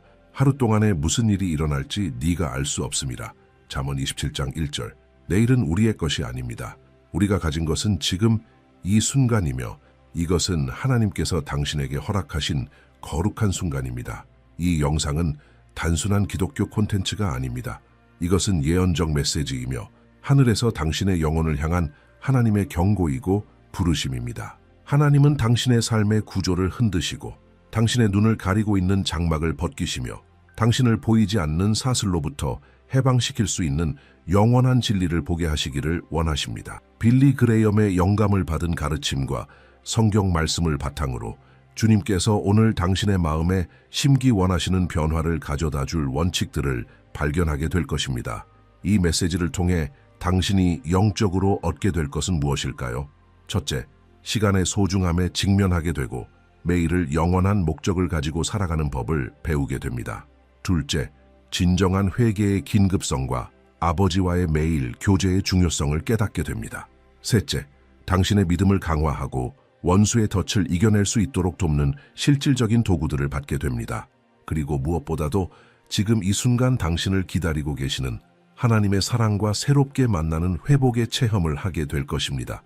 내일도 아니고 다음 주도 아닌 바로 지금. 사실 많은 그리스도인의 삶을 위협하는 은밀한 위험이 있습니다. 그것은 바로 영적 미루기입니다. 우리는 늘 하나님을 더 열정적으로 찾을 시간이 있다고 생각합니다. 우리의 삶을 바로잡고 창조주와 화해할 기회가 항상 있을 것이라 믿습니다. 하지만 빌리 그레이엄은 눈물로 외쳤습니다. 가장 큰 위험은 그리스도를 거절하는 것이 아니라 너무 늦을 때까지 미루는 것이다. 얼마나 강력한 말씀입니까? 지나가는 매 순간은 다시 오지 않는 기회입니다. 주님께서 지금 당신의 마음 문을 두드리고 계십니다. 그리고 그분은 즉시 응답받을 자격이 있으신 분입니다. 이 메시지가 당신의 마음을 울리고 있다면 하나님께서 이 채널을 통해 당신에게 준비하신 특별한 무언가가 있다고 느낀다면 당신을 초대하고 싶습니다. 지금 이 채널을 구독하고 알림을 설정하세요. 하나님의 메시지가 당신의 삶에서 흘러가지 않도록 하세요. 매일 우리는 은혜의 보좌에서 당신의 마음으로 믿음과 소망과 변화를 전하는 말씀을 나눕니다. 주님과의 만남을 더 이상 미루지 않기로 결심한 이 가족의 일원이 되세요. 당신의 구독은 믿음의 행위이며 매일 영적으로 성장하겠다는 하나님의 부르심에 예라고 대답하는 것입니다. 하나님께서는 이 사역을 통해 많은 말씀을 전하셨고 앞으로도 계속해서 당신에게 말씀하시기를 원하십니다. 원칙 1. 진정한 회개의 긴급성. 오늘 하나님께서 당신의 마음에 새기기 원하시는 첫 번째 원칙은 바로 진정한 회개의 긴급성입니다. 빌리 그레이엄은 흔들리지 않는 확신으로 설교했습니다. 미루기는 시간의 도둑이며 영혼의 살인자입니다. 예수님께서 지상 사역을 시작하실 때 그분의 첫 말씀은 긴박감으로 가득 차 있었습니다. 회개하라. 천국이 가까이 왔느니라. 마태복음 4:27. 그것은 단순한 제안이 아니라 즉각적인 변화를 요구하는 긴급한 부르심이었습니다. 진정한 회개는 단순히 우리의 잘못에 대한 죄책감이나 후회를 느끼는 것이 아닙니다. 많은 사람들이 회개를 잘못한 것이 들통났을 때 느끼는 순간적인 슬픔과 혼동합니다. 그러나 참된 성경적 회개란 마음과 생각과 방향이 완전히 바뀌는 것입니다. 그것은 당신이 절벽을 향해 달려가고 있었음을 인정하고 방향을 180도 바꾸어 아버지의 품으로 달려가는 것입니다. 당신이 아는 어떤 사람을 생각해 보세요. 어쩌면 바로 당신 자신일 수도 있습니다. 매주 월요일마다 이렇게 말합니다. 이번에는 진짜야. 내 인생을 바꿀 거야. 진심으로 하나님을 찾을 거야. 하지만 화요일이 되면 그 약속은 이미 식어버리고 수요일에는 잊혀지고 다음 주일에는 또다시 같은 빈 약속을 반복합니다. 왜일까요? 진정한 회개가 없었기 때문입니다. 단지 순간적인 감정만 있었던 것입니다. 참된 회개는 즉각적인 행동을 낳습니다. 베드로가 예수님을 3번 부인했을 때 그는 단지 쓰라리게 울기만 한 것이 아니라 돌아와 회복을 구했고 초대교회의 지도자가 되었습니다. 베드로와 유다의 차이는 이것입니다. 둘 다 회개했지만 오직 한 사람만이 그 회개가 자신의 삶을 완전히 변화시키도록 허락했습니다. 성경은 이사야 55장 6절에서 이렇게 경고합니다. 너희는 여호와를 만날 만할 때에 찾으라. 가까이 계실 때에 그를 부르라. 당신은 눈치챘나요? 이 문장 안에는 할 동안이라는 의미가 있습니다. 정해진 시간이 있다는 뜻입니다. 하나님의 음성을 무시할 때마다, 하나님의 부르심에 대한 우리의 응답을 미룰 때마다 우리의 마음은 조금씩 더 굳어집니다. 마치 손에 생기는 굳은 살처럼 처음에는 아프지만 시간이 지나면 피부가 너무 두꺼워져 아무것도 느끼지 못하게 됩니다. 제가 빌리 그레이엄의 친구에게 일어났던 한 가지 이야기를 들려드리겠습니다. 이 남자는 성공한 사업가였고 20년 넘게 복음 집회에 참석해 왔습니다. 매번 그는 성령께서 자신의 마음을 감동시키시는 것을 느꼈지만 항상 이렇게 말했습니다. 아직은 적기가 아니야. 내 사업, 내 경력, 내 사회생활이 있어. 은퇴하면 그때 하나님께 헌신할게. 20년이 흘렀습니다. 어느 날 그는 사업회의 중에 갑작스러운 심장마비로 세상을 떠났습니다. 겨우 55세였습니다. 그는 은퇴할 기회도, 자신의 마음을 그리스도께 온전히 드릴 기회도 없었습니다. 그는 언젠가는 하겠지라는 약속을 입에 머금은 차에 죽음을 맞이했습니다. 이것은 당신을 겁주려는 것이 아니라 당신을 깨우기 위한 것입니다. 우리의 삶은 아침에 나타났다가 곧 사라지는 안개와 같습니다. 당신은 내일이 올 거라는 절대적인 확신이 있습니까? 한 시간이라도 더 살 수 있다는 보장이 있습니까? 만약 하나님께서 오늘 밤 당신의 영혼을 요구하신다면 당신은 그분을 얼굴과 얼굴로 만날 준비가 되어 있습니까? 회개는 미룰 수 없습니다. 왜냐하면 내일은 우리 것이 아니기 때문입니다. 오늘 당신이 품고 있는 죄는 내일 당신의 영혼을 묶는 사슬이 될 수 있습니다. 작은 거짓말로 시작된 것이 불성실함의 습관이 되고 단순한 시선이 마음의 간음으로 변하며 그냥 한 번의 분노 표출이라 여긴 것이 쓰라림과 증오로 바뀌게 됩니다. 하나님께서는 오늘, 지금, 바로 이 순간에 당신에게 변할 수 있는 기회를 주고 계십니다. 당신이 얼마나 멀리 떠났든, 당신의 죄가 얼마나 크든 상관없습니다. 성경은 요한일서 1장 9절에서 이렇게 말합니다. 만일 우리가 우리 죄를 자백하면 그는 미쁘시고 의로우사 우리 죄를 사하시며 우리를 모든 불의에서 깨끗하게 하실 것이요. 당신은 더 나아질 때까지 기다릴 필요도, 더 준비된 상태가 될 때까지 기다릴 필요도 없습니다. 지금 있는 모습 그대로 나오십시오. 탕자는 돼지 냄새가 나는 옷을 입고 누더기를 걸치고 수치심에 덮인 채로 돌아왔지만 아버지는 잔치로 그를 맞이했습니다. 미루지 마십시오. 나중에라고 말하지 마십시오. 바로 지금이 그 순간입니다. 원칙 2. 매일을 마지막 날처럼 살아가기. 빌리 그레이엄은 늘 반복하던 좌우명이 있었습니다. 오늘이 그리스도께서 다시 오시는 날인 것처럼 살아라. 이 두 번째 원칙은 혁명적입니다. 왜냐하면 우리가 시간을 바라보는 관점과 인생의 우선순위를 완전히 바꾸기 때문입니다. 예수님께서는 마태복음 6장 34절에서 이렇게 가르치셨습니다. 그러므로 내일 일을 위하여 염려하지 말라. 내일 일은 내일이 염려할 것이요. 한날의 괴로움은 그날의 족하니라. 이것은 무책임하게 살라는 말이 아니라 하나님께서 주신 매 순간을 의미와 목적을 가지고 살아가라는 뜻입니다. 당신이 아침에 눈을 떴을 때 가장 먼저 드는 생각은 무엇입니까? 휴대폰을 집어들고 SNS 피드를 확인하는 일입니까? 마주해야 할 문제들을 떠올리는 일입니까? 아니면 새로운 하루라는 선물을 주신 하나님께 감사하는 마음입니까? 사실 대부분의 사람들은 자동 조종 모드로 살아갑니다. 일어나고, 일하고, 먹고, 자고, 그리고 다음 날 또 똑같이 반복합니다. 우리는 마치 시간이 무한정 있는 것처럼, 영원히 존재하지 않는 것처럼, 오늘의 선택이 영원한 결과를 가져오지 않는 것처럼 살아갑니다. 함께 하나의 상상 연습을 해봅시다. 만약 오늘이 지구에서의 당신의 마지막 날이라는 것을 절대적으로 확신하게 된다면 당신은 무엇을 다르게 하시겠습니까? 험담을 하며 시간을 낭비하시겠습니까? 미움을 품고 가족과의 사소한 다툼을 계속 끌고 가시겠습니까? 무의미한 인터넷 영상을 보며 몇 시간을 흘려보내시겠습니까? 아니면 자녀를 더욱 강하게 안아주고 상처를 준 친구에게 용서를 구하고 멀어진 친척에게 전화를 걸고 성경을 펴들고 광야의 목마른 자처럼 하나님의 말씀을 마시시겠습니까? 감동적인 이야기가 하나 있습니다. 어떤 목사님이 매주 한 노신사의 방문을 받았습니다. 매번 그 노인은 이렇게 물었습니다. 목사님, 주님께서 정말 언제든 다시 오실 수 있다는 게 확실하신가요? 목사님은 매번 이렇게 대답했습니다. 그럼요, 형제님. 주님은 오늘이라도 다시 오실 수 있습니다. 이 상황은 수년간 반복되었습니다. 어느 날 그 질문이 계속되자 목사님은 조금 당황해서 물었습니다. 왜 늘 같은 질문을 하시나요? 그 노인은 눈물 어린 눈으로 대답했습니다.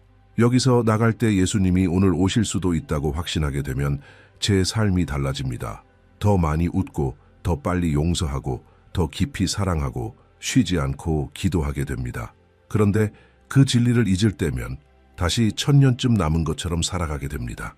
삶의 짧음을 자각하는 것은 우리를 두려움으로 마비시키는 것이 아니라 진정으로 중요한 것을 향해 자유롭게 해주는 힘이 되어야 합니다. 얼마나 많은 사람들이 수년 동안 원한을 품고 복수를 계획하고 교만을 키우며 살다가 갑자기 시간이 끝나버리는지 모릅니다. 저는 용서하지 않으려 했던 한 발, 물러서지 않으려 했던 단 한 사람 때문에 가족 전체가 파괴되는 것을 본 적이 있습니다. 마침내 화해를 결심했을 때는 이미 너무 늦었습니다. 그 사람이 세상을 떠난 뒤였습니다. 바울은 에베소서 5장 15, 16절에서 이렇게 썼습니다. 그런즉 너희가 어떻게 행할 것을 자세히 주의하여 지혜 없는 자 같이 하지 말고 오직 지혜 있는 자 같이 하여 세월을 아끼라. 때가 악하니라. 세월을 아끼라는 말은 시간을 구속하라는 뜻입니다. 시간을 최대한 활용하고 낭비하지 말라는 뜻입니다. 지난 몇 달 동안 당신이 벌였던 수많은 걱정들, 실제로는 일어나지도 않았던 일들, 당신의 영혼을 전혀 세우지 못했던 오락거리에 쏟은 그 많은 시간들을 떠올려 보십시오. 만약 그 시간을 기도에, 말씀 묵상에, 누군가를 축복하는 데 사용했더라면 어땠을까요? 우리 교회에 한 어르신이 계십니다. 그녀는 남편을 갑작스럽게 잃었습니다. 그는 평범한 화요일 아침 출근길에 나섰고 다시는 돌아오지 않았습니다. 교통사고로 몇 초 만에 생명을 잃은 것입니다. 그녀는 울면서 제게 말했습니다. 목사님, 저는 우리 마지막 몇 년을 쓸데없는 싸움으로 낭비했어요. 어떤 프로그램을 볼지, 누가 설거지를 안 했는지, 다음 휴가지는 어디로 갈 건지 가지고 다퉜어요. 그와 함께할 시간이 그렇게 짧을 줄 알았더라면 더 많이 사랑하고 덜 불평했을 거예요. 더 많이 안아주고 덜 비판했을 거예요. 더 많이 웃고 덜 걱정했을 거예요. 얼마나 강력한 교훈입니까? 오늘은 당신이 가진 날입니다. 내일은 하나님께서 보장해 주신 약속이 아닙니다. 그러니 오늘을 영원한 목적을 가지고 살아가십시오. 오늘이 마지막 기도인 것처럼 기도하고 마지막 화해의 기회인 것처럼 용서하고 마지막 날처럼 그리스도의 사랑을 보여주며 사랑하십시오. 오늘이 마지막 섬김의 기회인 것처럼 예수님의 손과 발이 되어 섬기십시오. 그리고 오늘 밤 베개에 머리를 누일 때 하루를 온전히 살고 헛되이 보내지 않았으며 영원을 위해 투자한 사람의 평안한 마음으로 잠드십시오. 원칙 3. 매일 기도에 변화시키는 능력. 빌리 그레이엄은 이렇게 말하곤 했습니다. 기도는 하나님을 바꾸는 것이 아니라 기도하는 사람을 바꾼다. 하나님께서 오늘 당신의 마음에 전하고자 하시는 세 번째 원칙은 매일 아버지와의 교제를 통해 체험하는 절대적인 기도의 능력입니다. 예수님께서는 마태복음 6장 6절에서 이렇게 가르치셨습니다. 너는 기도할 때에 내 골방에 들어가 문을 닫고 은밀한 중에 계신 내 아버지께 기도하라. 은밀한 중에 보시는 내 아버지께서 갚으시리라. 기도는 공허한 종교의식이 아니라 우주를 창조하신 분이자 당신을 깊이 사랑하시는 분과의 친밀한 대화입니다. 기도 없는 그리스도인의 삶은 마치 연료 없이 자동차를 몰려는 것과 같습니다. 올바른 차량에 타고 있고 바른 길을 알고 있을 수는 있지만 기도라는 동력이 없다면 전혀 앞으로 나아갈 수 없습니다.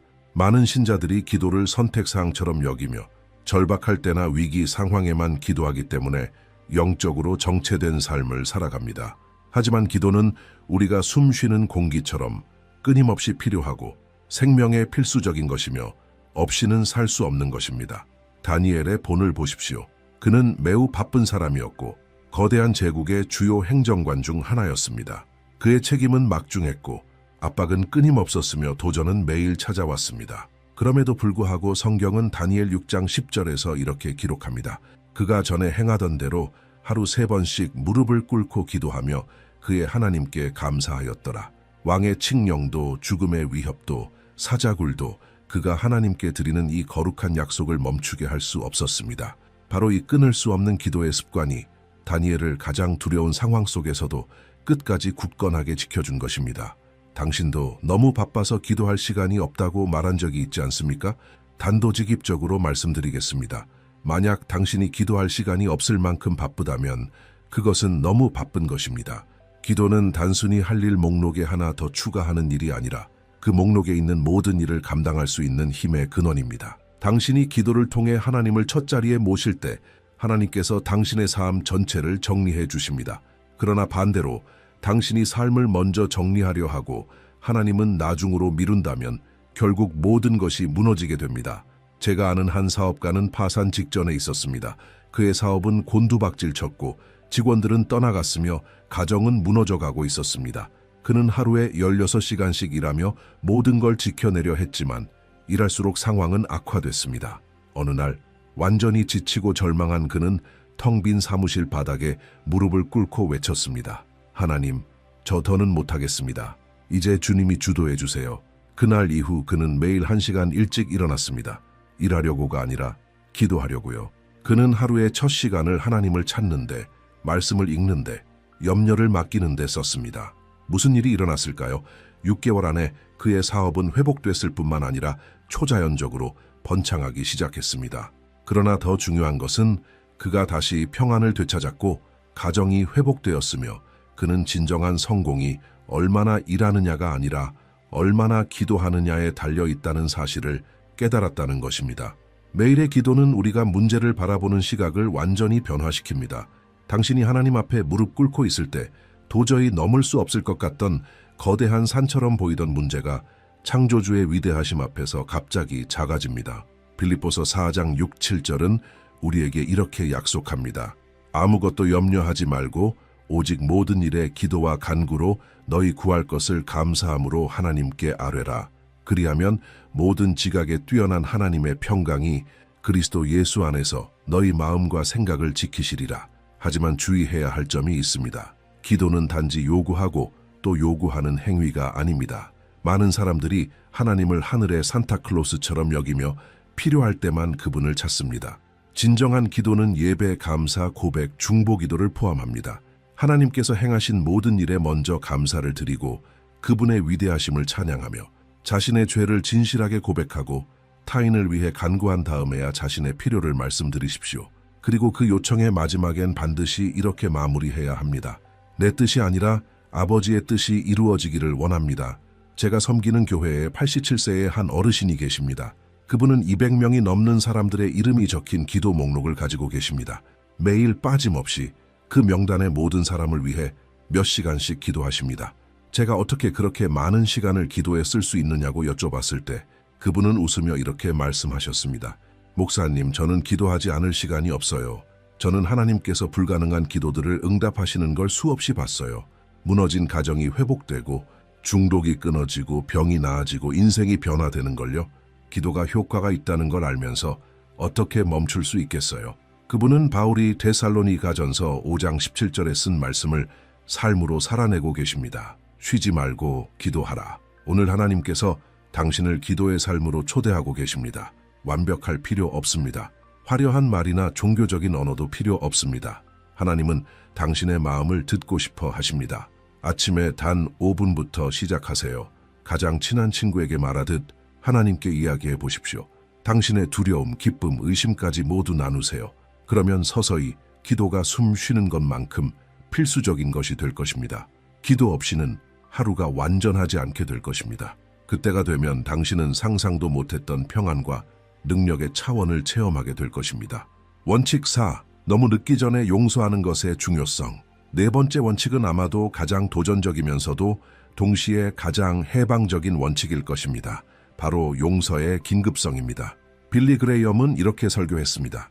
원한을 품는 것은 독을 마시고 다른 사람이 죽기를 바라는 것과 같다. 예수님께서는 용서에 대해 매우 단호하게 말씀하셨습니다. 마태복음 6장 14, 15절에서 이렇게 선언하셨습니다. 너희가 사람의 잘못을 용서하면 너희 하늘 아버지께서도 너희를 용서하시려니와 너희가 사람의 잘못을 용서하지 아니하면 너희 아버지께서도 너희 잘못을 용서하지 아니하시리라. 이것은 부드러운 제안이 아니라 절대적인 조건입니다. 용서하지 않는 마음은 영혼을 안에서부터 썩게 만드는 영적 암과 같습니다. 당신이 교회에 출석하고 찬양을 부르고 성경을 읽고 있을지라도 누군가에 대한 쓴뿌리가 당신의 마음에 있다면 하나님과의 교제는 막히게 됩니다. 용서는 저절로 생기는 감정이 아니라 복수심으로 가득한 내면의 외침을 이기고 내리는 의지적 결정입니다. 그것은 깊이 아플 때에도 하나님께 순종하기로 선택하는 것입니다. 15년 동안 서로 말을 하지 않았던 자매가 있었습니다. 모든 일은 한 차례의 상속 문제에서 시작되었습니다. 한쪽은 다른 쪽이 부모님의 유산을 더 많이 가져갔다고 생각했고 서로에게 상처 주는 말을 퍼붓고 비난하면서 얼음 같은 벽이 그들 사이에 세워졌습니다. 세월이 흘렀습니다. 조카들은 서로의 이모를 모른 채 자랐고 크리스마스는 나뉘었으며 생일은 따로따로였고 온 가족이 그 분열로 인해 고통받았습니다. 그러던 어느 날 그들 중 한 사람이 말기암 진단을 받았습니다. 의사는 그녀에게 3달밖에 남지 않았다고 말했습니다. 그 순간 그토록 중요하게 여겼던 유산 문제는 완전히 무의미해졌습니다. 그 싸움을 낳은 돈은 잃어버린 시간 앞에서는 아무 가치가 없었습니다. 그녀는 눈물 속에 자매에게 전화를 걸어 용서를 구했고 둘은 몇 시간 동안 함께 울었습니다. 남은 2달 반을 다시 함께하며 잃어버린 시간을 조금이나마 회복했습니다. 장례식에서 남은 자매는 이렇게 말했습니다. 우리는 자존심 때문에 15년을 낭비했어요. 절대 돌아오지 않는 15년이요. 제발 우리처럼 되지 마세요. 용서는 시급합니다. 왜냐하면 인생은 짧고 불확실하기 때문입니다. 당신이 용서해야 할 그 사람이 내일도 살아있을지, 당신 자신이 내일 살아있을지 아무도 알 수 없습니다. 에베소서 4장 26절은 이렇게 경고합니다. 분을 내어도 죄를 짓지 말며 해가 지도록 분을 품지 말고 하나님은 우리에게 해 지기 전까지, 즉 하루가 끝나기 전에 다툼을 풀라고 명령하십니다. 미움이 있는 상태로 잠자리에 들어서는 안 됩니다. 용서하지 않는 채 흘러가는 하루하루는 당신의 평안과 기쁨, 그리고 하나님과의 교제에서 도둑맞은 날들입니다. 하지만 어떤 사람은 이렇게 말할지도 모릅니다. 당신은 내가 그 사람에게 어떤 일을 당했는지 몰라요. 내가 얼마나 고통받았는지도 모를 거예요. 맞습니다. 저는 모릅니다. 하지만 예수님은 아십니다. 예수님은 배신당하시고 조롱당하시고 맞으시고 침뱉음 당하시고 십자가에 못 박히셨습니다. 그런데도 예수님은 십자가 위에서 이렇게 기도하셨습니다. 아버지, 저들을 사하여 주옵소서. 자기들이 하는 것을 알지 못함이니이다. 누가복음 23장 34절. 예수님께서 자신을 죽인 자들을 용서하실 수 있었다면 우리 또한 우리를 상처 입힌 사람들을 용서할 수 있어야 합니다. 용서한다는 것은 그들이 한 일이 옳았다고 말하는 것이 아닙니다. 자동적으로 그들을 다시 신뢰하겠다는 것도 아닙니다. 그들이 계속해서 당신을 해치도록 허용한다는 뜻도 아닙니다. 용서란 그 사람을 당신의 마음속 감옥에서 풀어주고 정의를 하나님의 손에 맡기며 그 상처가 당신의 삶을 더 이상 지배하지 못하도록 선택하는 것입니다. 제가 아는 한 남자는 딸을 잔인하게 살해당했습니다. 말로 표현할 수 없는 고통이었습니다.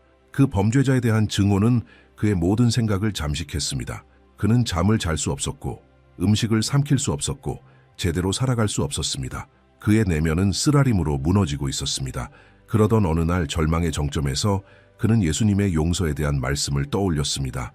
그는 치열한 내적 전쟁을 치렀습니다. 어떻게 그 괴물을 용서할 수 있을까? 그러나 그는 깨달았습니다. 용서는 그 살인자를 자유롭게 하기 위한 것이 아니라 자기 자신을 자유롭게 하기 위한 것이었습니다. 그는 감옥으로 가서 자신의 삶을 파괴한 그 사람을 직접 마주하고 이렇게 말했습니다. 당신이 받아야 할 자격이 있어서가 아니라 예수님께서 내게 그렇게 가르치셨기 때문에 당신을 용서합니다. 그가 그 감옥을 나서는 순간 기적 같은 일이 일어났습니다. 수년 동안 짓누르던 짐이 사라졌습니다. 그는 몇 달 만에 처음으로 편히 잠을 잘 수 있었습니다. 쓰라림은 평안으로 바뀌었습니다. 그는 그 일을 잊은 것은 아니지만 다시 살아갈 수 있게 되었습니다. 오늘 해가 지기 전에 하나님께서 당신에게 용서하라고 부르고 계십니다. 당신이 용서해야 할 그 사람은 누구입니까? 당신을 학대했던 사람일 수도 있고 신뢰를 저버린 사람, 당신을 버린 사람, 당신에 대해 거짓을 퍼뜨린 사람, 당신의 꿈을 무너뜨린 사람일 수도 있습니다. 그 사람이 누구든 오늘 해가 지기 전에 용서하기로 결정하십시오. 그 사람을 당신의 마음속 감옥에서 풀어주십시오. 그렇게 할 때 가장 큰 혜택을 받는 사람은 바로 당신 자신입니다. 용서는 과거를 바꾸지는 않지만 미래를 자유롭게 합니다. 원칙 5. 내일이 없는 것처럼 복음을 전하라. 빌리 그레이엄이 삶 전체로 실천한 5번째 원칙은 복음을 전하는 일의 긴급함이었습니다. 그는 마치 매번의 집회가 마지막 영혼 구원의 기회인 것처럼 설교했습니다. 예수님은 마가복음 16장 15절에서 우리에게 위대한 사명을 주셨습니다. 너희는 온 천하에 다니며 만민에게 복음을 전파하라. 이것은 목회자나 선교사에게만 주어진 선택적인 제안이 아닙니다. 모든 그리스도인에게 주어진 명령입니다.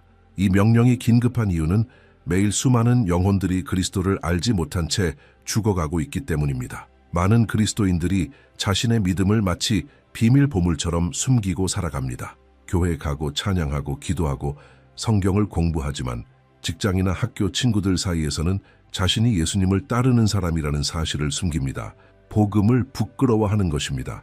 거절당할까봐, 조롱당할까봐, 소외될까봐 두려워합니다. 하지만 로마서 1장 16절은 이렇게 말합니다.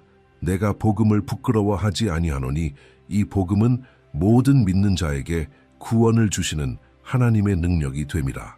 만약 당신이 암을 고치는 약을 갖고 있는데 눈앞에서 누군가가 암으로 죽어가고 있다면 가만히 있겠습니까? 절대 아닐 것입니다. 그런데 우리는 죄의 해독제, 영원한 죽음과 하나님과의 단절을 치료하는 복음을 가지고 있으면서도 왜 침묵하는 걸까요? 한 번은 한 청년이 자신이 속한 대학교 강의실에서 유일하게 믿음을 공개적으로 밝힌 그리스도인이었습니다. 그는 매일같이 놀림을 받았습니다. 동료들은 그의 믿음을 조롱했고 순결과 정결에 대해 농담을 했으며 기도를 흉내내며 비웃었습니다. 그는 매일 그만두고 조용히 숨어 살고 싶다는 생각을 했습니다. 그러나 그는 매 아침 집을 나서기 전 이렇게 기도했습니다. 주님, 오늘 단 한 사람의 삶이라도 만질 수 있도록 저를 사용해 주세요. 그는 자신의 믿음을 숨기지 않았습니다. 식당에서 식사 전 기도했고 성경 공부에 친구들을 초대했고 기회가 있을 때마다 예수님에 대해 이야기했습니다. 졸업한 지 5년이 지난 어느 날 그는 페이스북으로 한 메시지를 받았습니다. 메시지를 보낸 이는 그를 가장 심하게 조롱하던 동창 중 한 명이었습니다. 그 메시지에는 이렇게 적혀 있었습니다. 날 기억하나요? 대학 시절 당신을 괴롭혔던 사람이에요. 하지만 당신을 매일 지켜보고 있었다는 걸 알아주세요. 당신의 평안함, 기쁨, 흔들림 없는 믿음은 내게 없는 것이었기에 나를 불편하게 했어요. 3년 전 아버지가 돌아가시고 제 인생이 무너졌을 때 저는 당신을 떠올렸습니다. 당신이 말하던 예수님이 떠올랐어요. 그래서 교회를 찾아갔고 예수님을 영접했습니다. 지금은 청년부 목사입니다. 제가 그렇게 대했는데도 포기하지 않아줘서 고마워요. 그 청년은 자신이 얼마나 많은 생명에 영향을 주었는지 결코 다 알 수 없을 것입니다. 단지 복음을 부끄러워하지 않기로 결심했을 뿐인데 말입니다. 사실은 이렇습니다. 당신 주변의 사람들은 지금 죽어가고 있고 지옥을 향해 가고 있습니다. 당신의 직장 동료, 이웃, 가족들, 그 마트 직원, 그 택시 기사, 그들 중 많은 사람들은 진짜 복음을 한 번도 들어본 적이 없습니다. 그리고 당신은 그들이 읽을 수 있는 유일한 성경일 수 있습니다.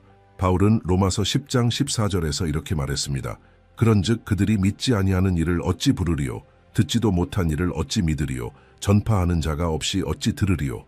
누군가는 말해야 합니다. 그리고 하나님께서 그 사람들의 삶에 당신을 두셨다면 바로 그 누군가는 당신입니다. 복음을 전한다는 것은 공격적이거나 귀찮은 사람이 되라는 뜻이 아닙니다. 누군가에게 억지로 종교를 강요하라는 것이 아닙니다. 그것은 사람들이 당신 안에서 그리스도를 보고 그분을 원하게 만드는 삶을 사는 것입니다. 누군가가 묻는다면 당신 안에 있는 소망의 이유를 부드럽고 겸손하게 설명할 준비가 되어 있어야 합니다.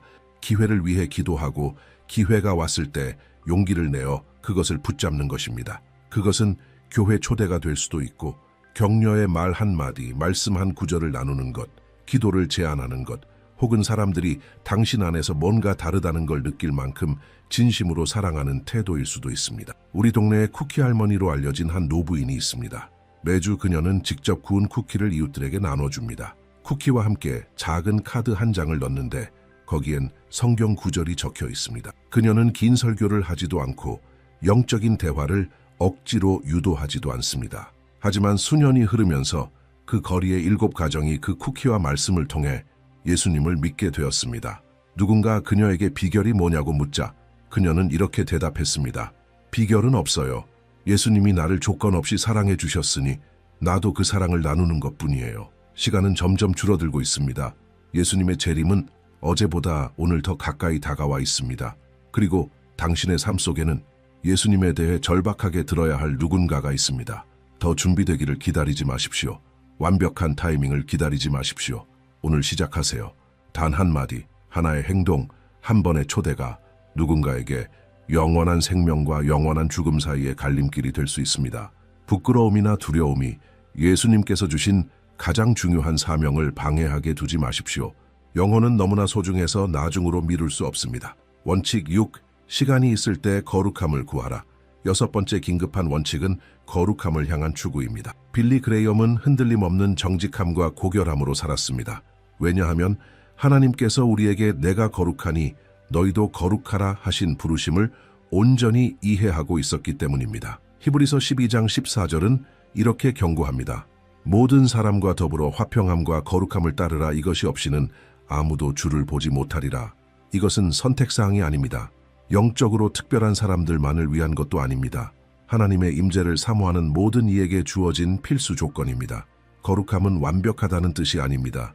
실수하지 않는다는 것도 아닙니다. 거룩함은 죄로부터 멀어지고 하나님께 가까이 가는 끊임없는 과정입니다. 그것은 매일의 선택으로 이루어지는 여정입니다. 당신이 거짓 대신 진실을 선택하고 부정함 대신 순결을 선택하고 악함 대신 선함을 선택할 때마다 당신은 거룩함 안에서 성장하고 있는 것입니다. 그리고 이 여정은 미뤄질 수 없습니다. 왜냐하면 죄는 기다리지 않기 때문입니다. 죄는 틈타고 묻고 파괴합니다. 허심탄 회하게 말씀드리겠습니다.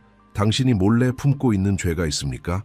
아무도 없을 때 들어가는 그 음란물 사이트, 결혼 생활이 엉망이니까라고 정당화하는 불륜관계, 회사에서 제대로 대우 안 해주니까라며 훔치는 돈, 그냥 작은 거짓말일 뿐이라며 반복하는 거짓말, 그 사람은 마땅히 벌을 받아야 해라며 키우는 마음속의 증오, 당신은 죄와 장난치면서 아무런 결과가 따르지 않을 거라고 생각합니까?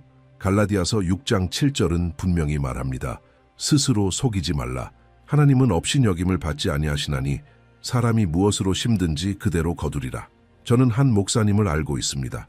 그는 매우 번창한 사역을 하고 있었고 수천 명이 그의 교회를 찾았습니다. 그는 능력 있게 설교했고 기적도 일어났으며 많은 사람이 치유되고 해방되었습니다. 그러나 그에게는 숨겨진 음란물 중독이 있었습니다. 아주 오래전에 그냥 한 번 보기만 했던 것이 시작이었습니다. 시간이 지나면서 점점 더 자극적인 것들을 찾게 되었고 그는 자신이 그걸 통제할 수 있다고 믿었습니다. 공개적인 삶과 비밀스러운 삶을 따로 유지할 수 있다고 착각했습니다. 하지만 결국 모든 것이 폭로되었고 참담하게 무너졌습니다. 교회는 와해되었고 가정은 파괴되었으며 그의 사역은 끝이 났습니다. 수년의 수고가 한순간에 무너졌습니다. 얼마 후 그를 만났을 때 그는 눈물로 말했습니다. 멈출 시간은 있었어요. 성령님이 수없이 경고하셨어요. 하지만 나는 늘 이번이 마지막 기라고 말했죠. 불장난해도 안 탈 줄 알았어요. 그런데 난 다 잃었어요. 거룩함은 긴급하게 추구해야 합니다. 왜냐하면 죄는 점진적이기 때문입니다. 아무도 어느 날 아침에 일어나 자신의 인생을 망치기로 결정하지 않습니다. 그것은 서서히 진행되는 과정입니다. 한 번 타협하고 또 한 번 타협하고 그러다 보면 어느 순간 당신이 그것을 조종하는 게 아니라 그것이 당신을 조종하게 됩니다.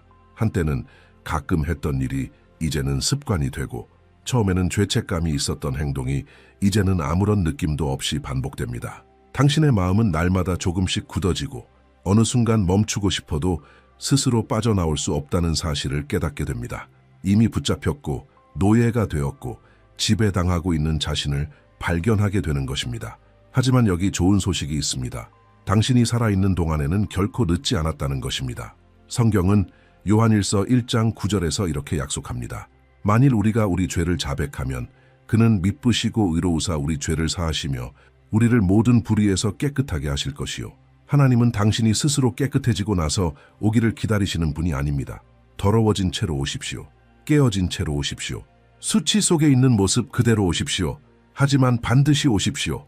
하나님은 당신을 씻기시고 회복시키시며 다시 새 사람으로 만드실 수 있는 능력을 가지고 계십니다.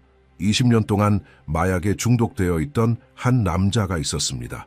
그는 모든 것을 잃었습니다. 가족, 직장, 존엄성, 거리에서 살며 중독을 유지하기 위해 도둑질을 했습니다.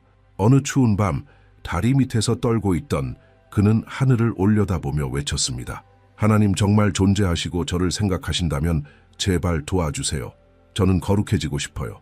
자유로워지고 싶어요. 바로 그날 밤 한 거리 전도팀이 그를 발견했고 교회와 영예된 회복센터로 데려갔습니다. 그것은 길고 고통스러운 여정이었지만 도움과 기도, 제자 훈련과 결단으로 그는 결국 이겨냈습니다. 그리고 오늘 10년이 지난 지금 그는 자신을 구해준 그 사역을 직접 이끌고 있습니다. 그는 항상 이렇게 말합니다. 거룩함은 어느 날 갑자기 찾아온 게 아니에요. 그것은 날마다의 선택이었어요. 매일 나는 마약 대신 하나님을 선택했고 거리 대신 성경을 선택했으며 유혹 대신 순종을 선택했어요. 그리고 하나님은 그 매일의 선택을 귀하게 여기셨어요. 오늘이야말로 당신이 그 죄에게 이제 그만이라고 선언할 날입니다. 내일까지 기다리지 마십시오. 더 강해질 때까지 기다리지 마십시오. 지금 시작하세요. 하나님께 자백하고 필요하다면 도움을 구하고 과감한 결정을 내리십시오. 만약 당신의 휴대폰이 죄로 가는 문이라면 그것을 버리십시오. 만약 당신의 친구들이 당신을 죄로 끌고 간다면 그 관계를 끊으십시오. 예수님은 이렇게 말씀하셨습니다. 내 눈이 너를 범죄하게 하거든 빼어버리라. 이것은 지금 과감한 결정을 하는 것이 영원히 영혼을 잃는 것보다 낫다는 뜻입니다. 거룩함에는 대가가 따르지만 그 보상은 비교할 수 없을 만큼 큽니다. 바로 하나님을 얼굴과 얼굴로 마주보는 것입니다. 이제 하나님께서 오늘 당신에게 준비하신 이 강력한 메시지의 끝에 도달했습니다. 우리는 6가지 긴급한 원칙을 되짚어 보았습니다. 미룰 수 없는 진정한 회개, 영원한 목적을 품고 사는 삶, 매일 기도의 변화 능력, 너무 늦기 전에 용서하기, 부끄러움 없이 복음 전하기, 그리고 시간이 있을 때 거룩함을 추구하기. 이 모든 원칙은 즉각적인 반응을 요구하는 하나님의 부르심입니다. 이번 주에는 이 중 하나를 선택하여 실천에 옮기십시오. 이 메시지를 그저 감동적인 말로 끝내지 말고 하나님께 영광을 돌리는 실제 행동으로 변화시키십시오. 이제 특별한 부탁이 있습니다. 이 6가지 원칙 중 당신의 마음을 가장 깊이 건드린 것이 무엇이었는지, 그리고 이번 주에 그것을 어떻게 실천할 것인지 댓글로 남겨주세요. 당신의 고백이 다른 형제자매에게 영감을 주고 용기를 줄 수 있습니다. 그리고 여기서 멈추지 마세요. 지금 이 채널을 구독하고 계속해서 당신의 그리스도와의 여정을 변화시킬 메시지들을 받아보세요. 다음 영상이 이미 당신을 기다리고 있습니다. 다음 메시지는 당신의 영적 걸음을 더 깊이 이끌 것입니다. 하나님께서 당신의 삶을 풍성하게 축복하시길 바랍니다. 아멘.